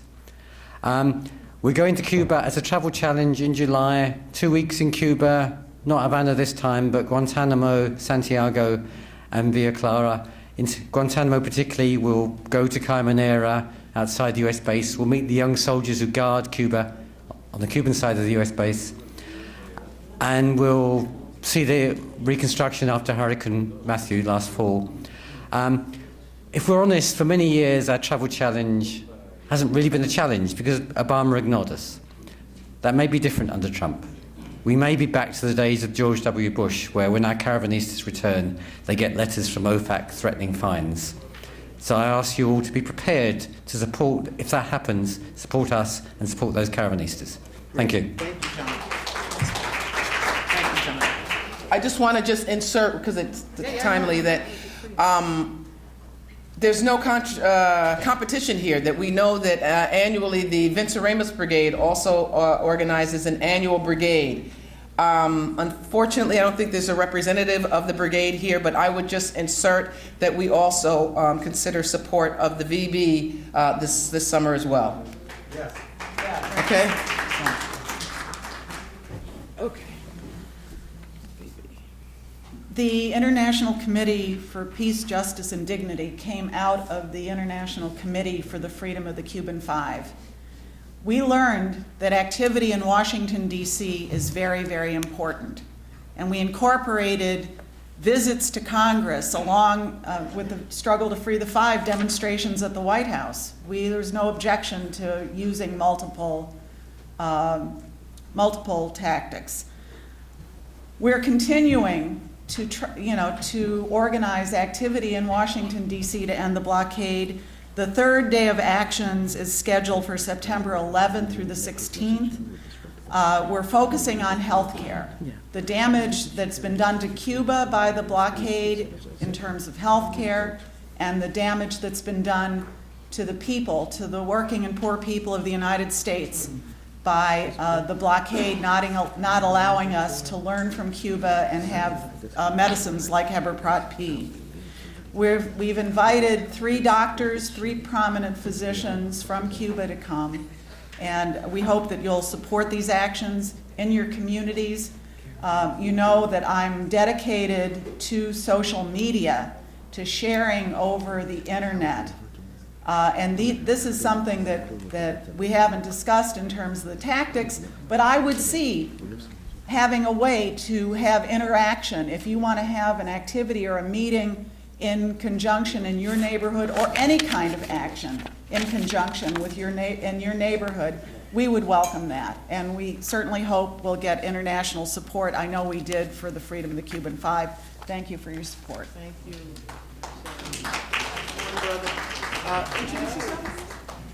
Steve Eckhart from Chicago. The 12th International Solidarity Brigade to Cuba is taking place this year. Goes to Cuba for May Day, but it's a 15-day trip, April 24th to May 8th. The previous international brigades have had people from well over 30 countries coming to Cuba. But never until this year has there been a significant presence from the United States. For what? The International May Day? I mean, International Solidarity Brigade to Cuba for May Day. May 1st Brigade. May 1st Brigade. International Brigade. It's fine. Okay, sorry, go ahead. So we started off thinking that we might be able to get even a couple dozen people to come from the United States. We're at 50 now, and so in Chicago we're working. It's a joint effort. Chicago delegation. Chicago will be the plurality of the delegation. It's a joint effort in Chicago between the Chicago Cuba Coalition and Chicago Black Lives Matter. So, excellent. Thank you, Steve. April 24th to May 8th. April 24th to May 8th. Okay, excellent. Joan Gibbs. Thank you.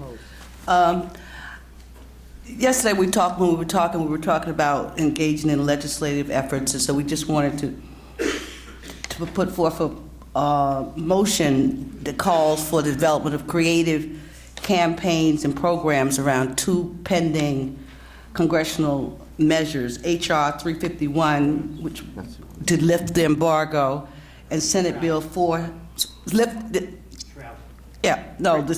Senate bill, I think, is a travel. 351? Yeah.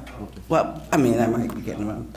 And I recently engaged in a lot of activities around the Affordable Care Act, and one of the things that we've discovered is that there are multiple ways to do things, from going to the person's house. We went to Schumer's house a couple times. And so we encourage people to take up that work, but to do creative, whatever best suits you and your location. Thank you. HR 351 and Senate Bill 472. So HR 351. 472? 472. And I'm sorry, and are they both the freedom to travel? No, one has to do, am I right, Rosemary? Rosemary? One has to do with travel.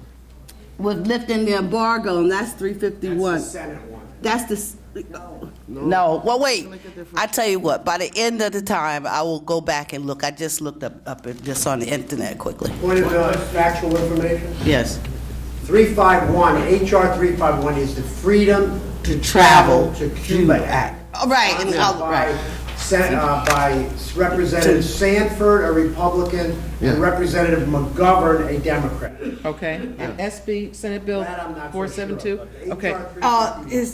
Then it must be lifted the embargo. But the idea is to support. Yes. The other one deals with the embargo. Embargo. I'm not sure. Andres, you got a point of information for I us? think he's good. Okay, perfect. All right, so one is on travel and one is on lifting the embargo. Okay, perfect. We'll Thank get you. clarity on which is which. Walter, you have the floor. Turner. Is in the house.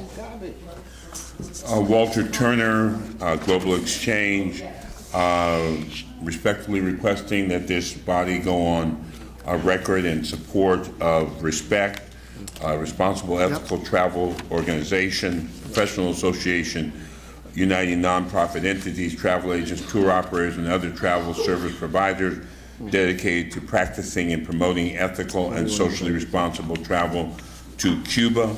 We currently have over 100 signees, different organizations and travel providers, probably another 75 endorsers.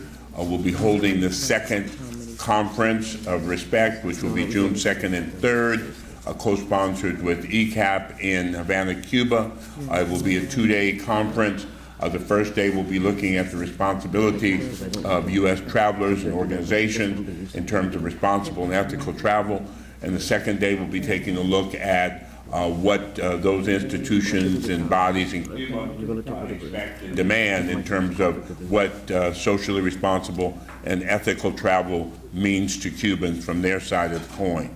So I'm respectfully asking for your support for RESPECT, the organization, and for the upcoming conference in Havana, Cuba, June 2nd and June 3rd. Any more proposals that come from the floor? Okay, now we have a number of proposals, and I guess we'll begin. We're gonna run them by. Running by people. Okay, Run so, the first that we heard from, so we agreed on, about the, 2 years. 2-year, the reconvening in 2 years, and, check. So, second is, the, promoting, Arnold, August's book, US-Cuba, US Relations, Obama and Beyond.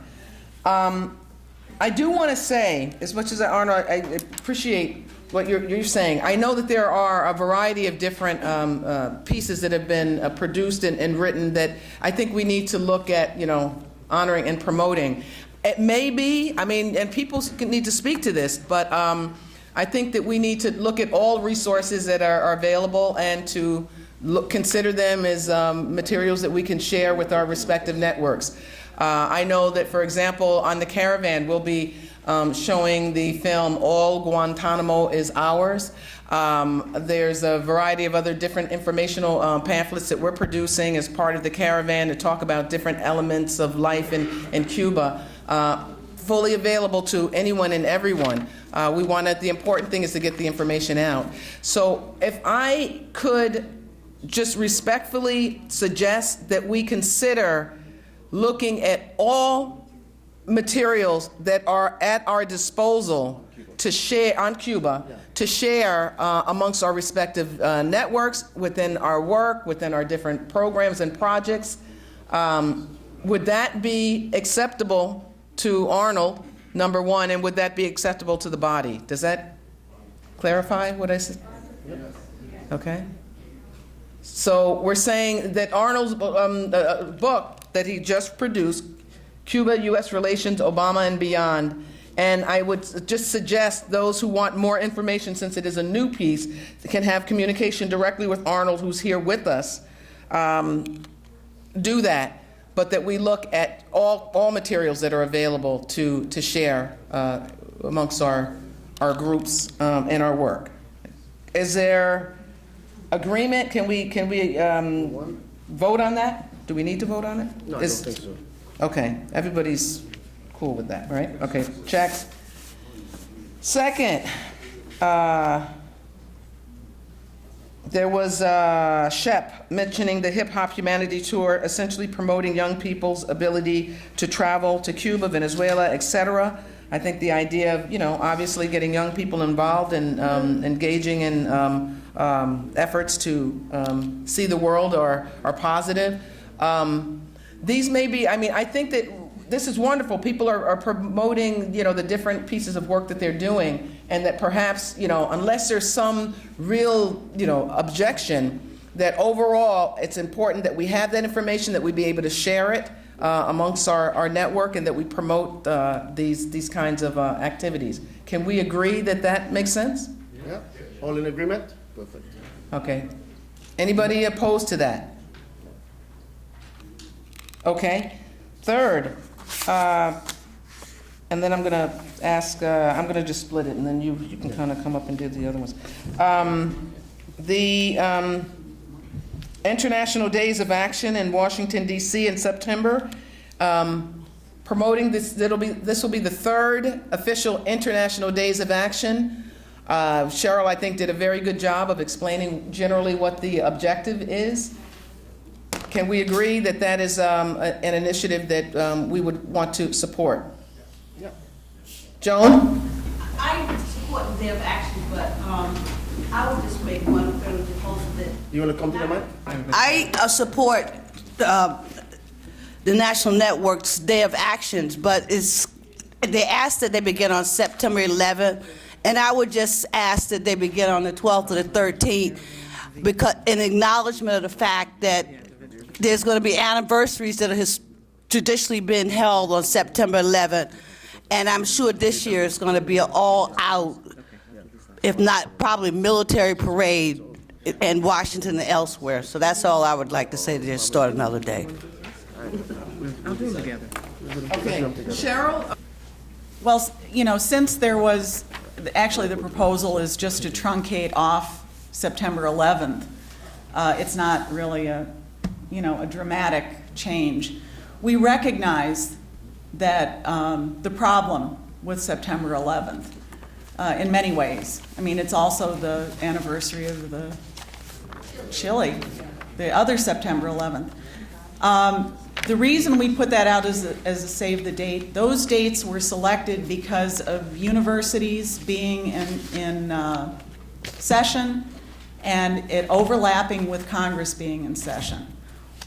Whether we do, it was basically to alert you that those are whether we do public events on those dates or not is not clear. Probably not on September 11th, but it's that week of September 11th through the 16th that different events are going to be planned in Washington, D.C. It's just to save the date, not that there's something, not that we're calling a demonstration on September 11th or anything like that. It's just save the date. So I hope that clarifies it.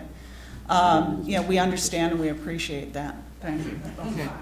Many of these are sort of very easy to support. They're like mom and apple pie. Okay, or as we say in Trinidad and Tobago, sugar cake and roti. Okay. Okay, like you can't hate sugar cake and roti, right? You have to support it. So obviously one of the next ones coming up is on the caravan. The caravan is going to be proceeding in April and July, and obviously it's to provide as much support as we can within the possibilities of all the local groups to the caravan in April and July of this year. Is that acceptable to people? That's fair. Obviously we support all of that. No problems with that. The second one is the International or the May 1st Brigade, April 24th to May the 8th, which is basically to support the building of the brigade, disseminate information about it. And I guess this is, again, something that, I don't think really requires much debate or discussion. Can we all support that? Is this all in favor, people? Yeah. Can I just jump in and don't want to forget the Vincent Ramos Brigade? I forgot the VB, yes. Yeah, so that we, again, an annual oldest solidarity organization. We want to make sure that we are supportive of all the efforts to help promote and build the Venturemos Brigade, as well as the African Awareness Travel Challenge, which is also happening in July, right, Sabukwe? I'm not sure. I think it's in July.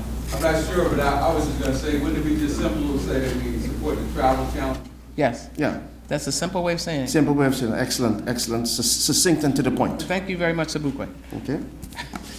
Okay. Okay. And then Joan's reference to the pieces of legislation. We know that not everybody is comfortable with promoting pieces of legislation, but she brought to the floor, are two pieces of legislation in particular, proposed pieces of legislation. One is the freedom to travel, and the other is on lifting the blockade, the embargo.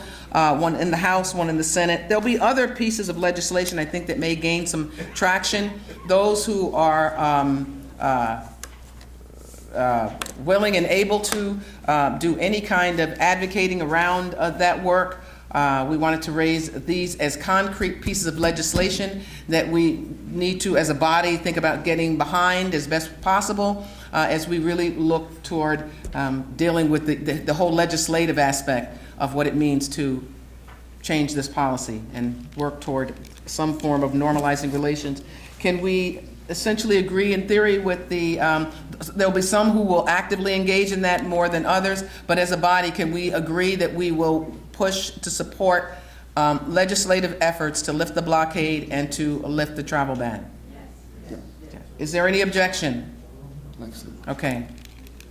All right. And support for respect. And then, of course, Walter brought to the floor our need to support the initiative called Respect, which is essentially promoting ethical travel to Cuba. We know that there are more and more groups that are going to Cuba, individuals that are going to Cuba, that there's all kinds of individual ways that people can get to Cuba, but we also recognize that as Cuba is being, the onslaught of people that are going to Cuba, we have the responsibility to talk about what it means to visit Cuba in a respectful manner. And I think it's something that if there's really going to be an effort to make sure that that happens, it's got to be fully embraced by the Cuba Solidarity Movement. Can we agree to support respect? But we respect as well. And to respect. Yeah. Yes?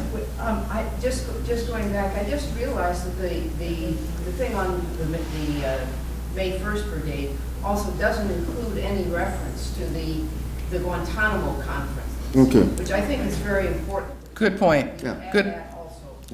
I think that's an excellent point. There's a Guantanamo conference on peace, and that's taking place. Many of the brigades that are going to Cuba are actually going to be also participating in that conference, and that should be one of the things that we should be promoting as well. And May 5th and 6th? 4th to 6th. 4th to 6th, excellent. Okay, is that acceptable to people? Okay. All right. You've been very disciplined. Proud of you. Okay. Give yourselves a hand. Ike, you have something? I had a quick proposal. A quick proposal. Related to the whole package. Without proposing anything so grandiose as a steering committee or anything like that, I would propose that all of these things that we just voted for, that we get them in written form and that we send them out on the existing listserv that we have that I think everybody got when they registered for the conference and everything, so that they can be published as having been supported by this closing plenary session. Sharing of information, I think we can agree that that's important to do, right? I want to just amend what I said about respect and add what Walter referenced as the gathering in Havana, June, Walter, 2nd and 3rd?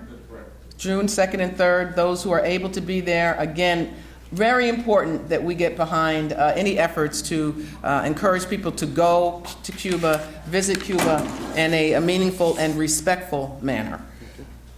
Okay. Well, we're coming to the close of what was been an exciting, very compressed event, obviously. That's why people have expressed having the event in 2 years' time over a much longer period of time. We just have 2 more things to actually do with before we formally close the conference. Some of you know one of the invited speakers, giant in the field of scholarship, the preeminent scholar, I would say, on Cuba and Africa, Pero Glahesis, was unable to attend. He was scheduled to attend, but he had a family emergency to deal with. I recommend, as many of you probably have read, his book, Conflicting Missions, Havana, Washington, Africa, 1959 to 1976, as well as his new book, Visions of Freedom, which deals with the with Cuba's very important struggle in Southern African liberation. In lieu of being able to attend here, and he very much wanted to attend the conference, Piero has sent a message, and it focuses on Cuba's internationalism and on Fidel Castro in Africa. I will try to speak very slowly. I do not know, so Piero's writes, I do not know of any other country in modern times for which idealism has been such a key component of its foreign policy as for Fidel Castro's Cuba. Was it worth it? In terms of Cuba's narrow interests, certainly not. Cuba drew no tangible benefits from its presence in Africa. If, however, one believes that countries have a duty to help other countries and internationalism is at the core of the Cuban Revolution, then the answer is emphatically yes. It was worth it. Any fair assessment of Cuba's foreign policy must recognize its role in changing the course of Southern African history, despite Washington's best efforts to stop it. There is no other instance in modern history in which a small, underdeveloped country has shaped the course of events in a distant region, humiliating one superpower and repeatedly defying another. The Cold War was framed by 3 decades of Castro's revolutionary zeal, but Castro's vision was always larger than that. For him, the battle against imperialism, his life's raison d'etre, was more than the struggle against the United States. It was the war against despair and oppression in the Third World. In this war, Castro's battalions have included the tens of thousands of Cuban doctors and other aid workers who have labored and labor in some of the more poorest regions of the world at no cost or at very little cost to the host country. And they have included the thousands of underprivileged youths from Latin America and Africa who studied in Cuba, all expenses paid, and now attend as Cuba's guests. The Escuela, the Latin American School of Medicine, Escuela Latinoamericana de Medicina, a few miles west of Havana. In this war against imperialism, Castro has achieved impressive victories. In July 1991, Nelson Mandela visited Havana and voiced the epitaph to the story of Cuba's aid to Africa during the Cold War. His words set off a gush of criticism in the United States. He said, "We come here with a sense of great debt that is owed the people of Cuba." Mandela said, "What other country can point to a record of greater selflessness than Cuba has displayed in its relations to Africa?" The end of the message.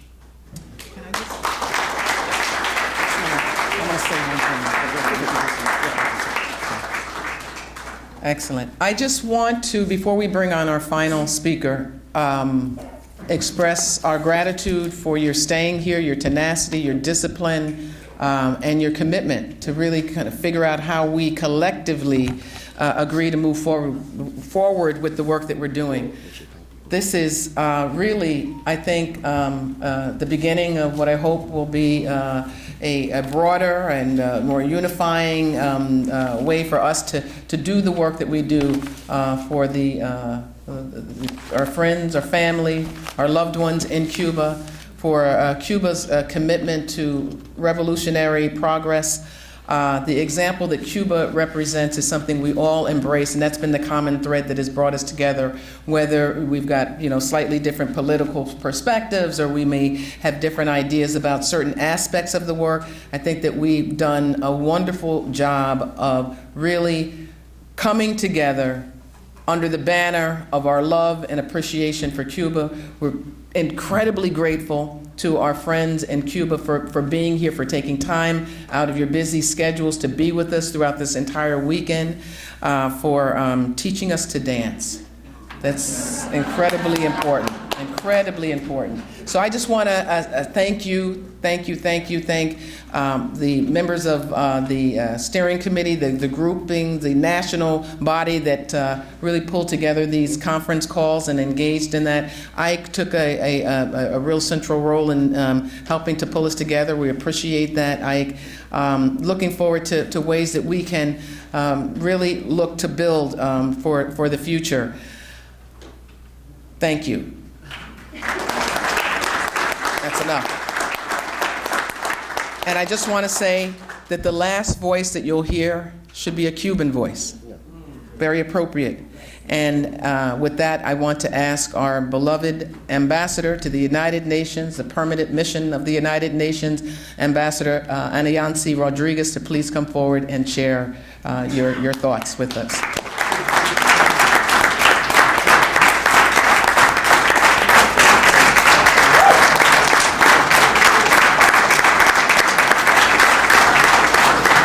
I'm really touched and impressed because if something is really important to continue fighting is to be together, and the united, as you have just mentioned it, Gail, that you have changed during these 2 days is the most impressive and touching lesson that we have learned from you, and we have practiced it in this almost last 60 years of the revolution.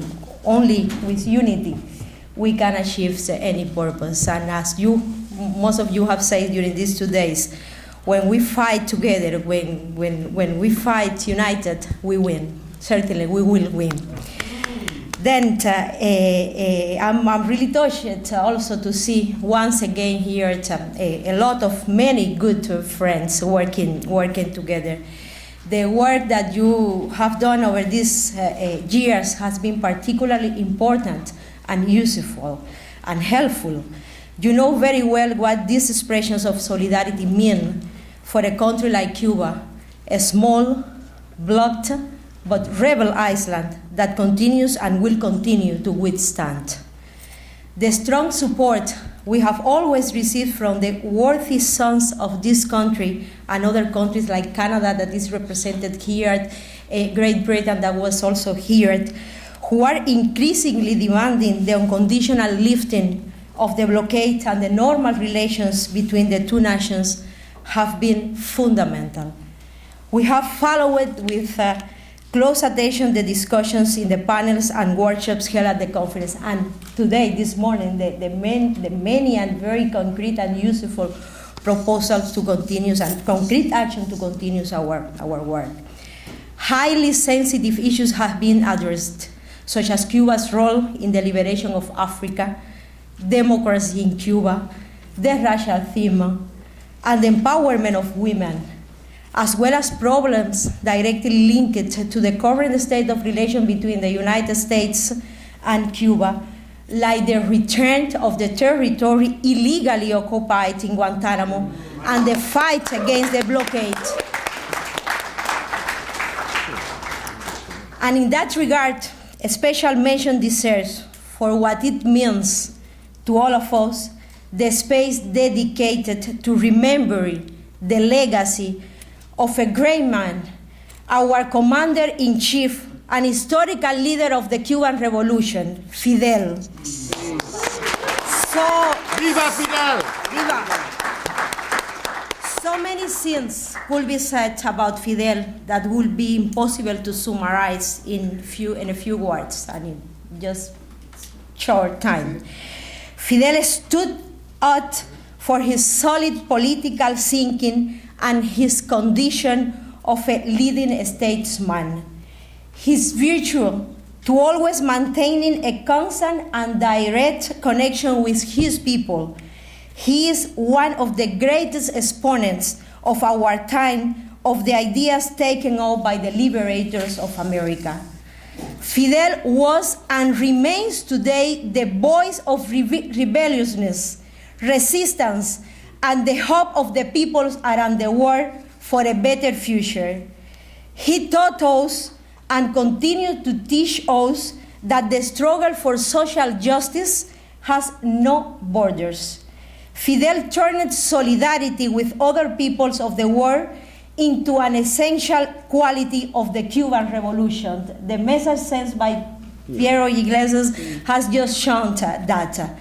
Likewise, Fidel was and is the most accomplished expression of perseverance, of the conviction not to accept defeat in any way, and to maintain an unshakable faith in victory. That's what we are doing today here.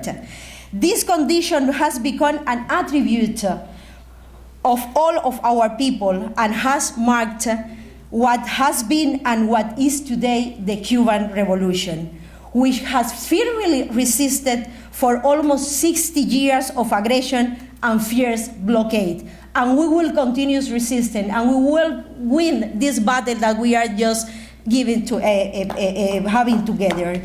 Fidel is still and will always be alive in each of us, because it is impossible, as we have said, to speak about Fidel in past sense.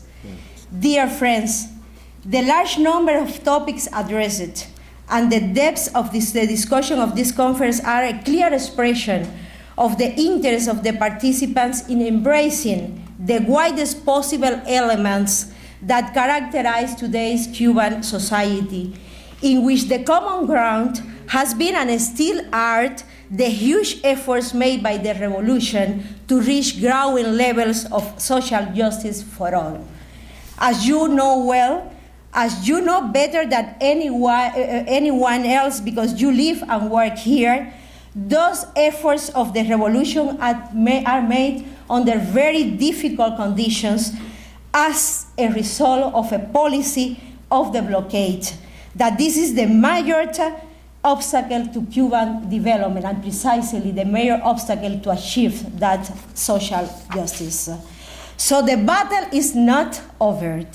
And that is why we consider it vital that in the conference several panels had been devoted to reviewing the work of the solidarity movement with Cuba, analyzing its perspective, and setting goals for future actions. Because of that, we are very touched and impressed about the lot of ideas that you have in order to continue fighting in the right way.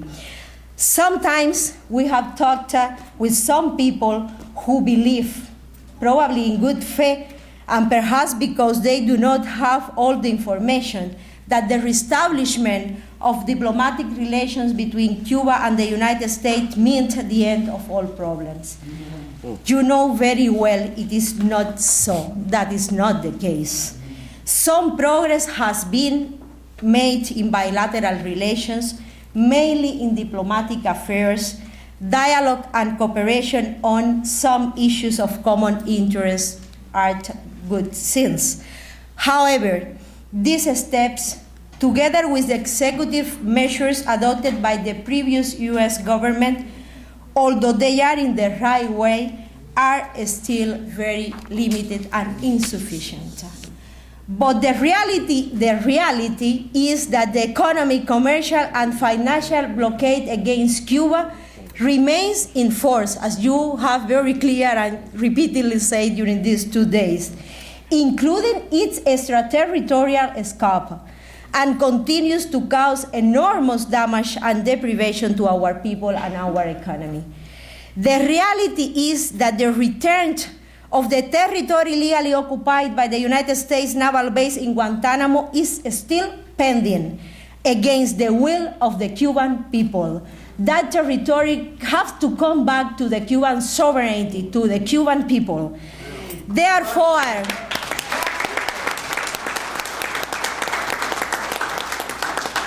for all of those reasons, Cuba will continue to fight, will continue to present to the United Nations General Assembly the draft resolutions entitled Necessity of Ending the Economic, Commercial, and Financial Blockade Imposed by the United States of America against Cuba, as I said, in the United Nations General Assembly. And this is also why the Cuban people will continue to demand respect for its sovereignty and territorial integrity.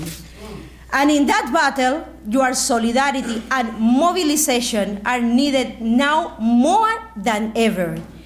In today's world, where so much injustice prevails, where racist and xenophobic attitudes have reemerged with unusual strength, where inequalities are exacerbated, where an unjust economic order is fostered, and where the intention is to impose on the peoples the philosophy of worth, your work will not only benefit Cuba, but it will transcend our borders and will be part of the struggle for that better world that we believe possible. And in that regard, the battle together with Venezuela, with Bolivia, with Ecuador, with ALBA countries is fundamental to continue this movement, this progress movement in Latin America and in general in the world.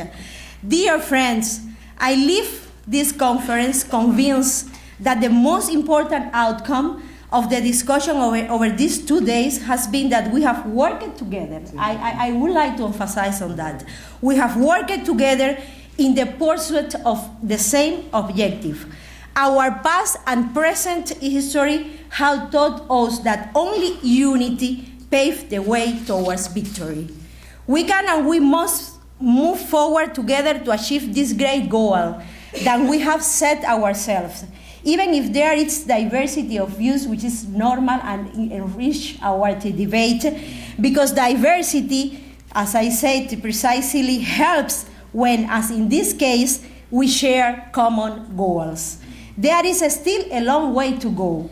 You can be absolutely certain that Cuba will continue to work towards normal relations with the United States on the basis of equality, reciprocity, and respect for the sovereignty of our country. Cuban President Raúl Castro Ruz said it in the most recent summit of the Community of Latin American and Caribbean States held last January in the Dominican Republic. I think Rosemary mentioned it yesterday in one of the panels, or the plenary panel that we have. But I would like to emphasize on that, quoting exactly what our president said, Raúl, and I quote, Cuba and the United States can cooperate and coexist in a civilized way, respecting difference and promoting all the benefits both countries and people. But it must not be expected that Cuba make concessions inherent to its sovereignty and independence. End of quote.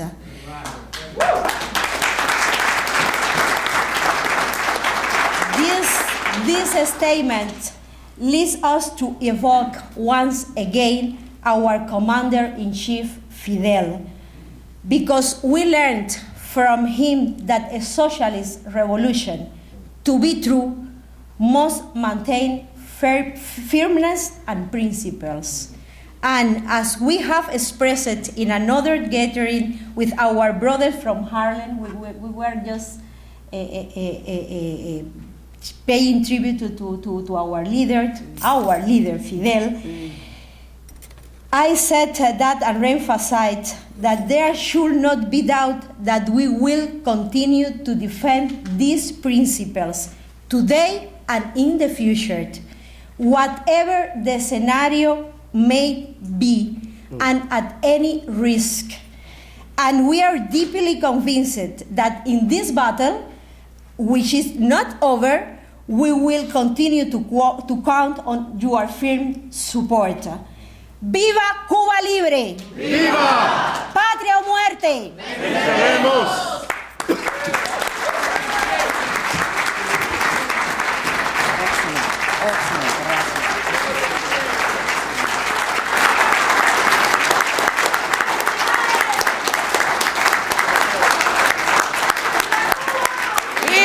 ¡Viva Cuba!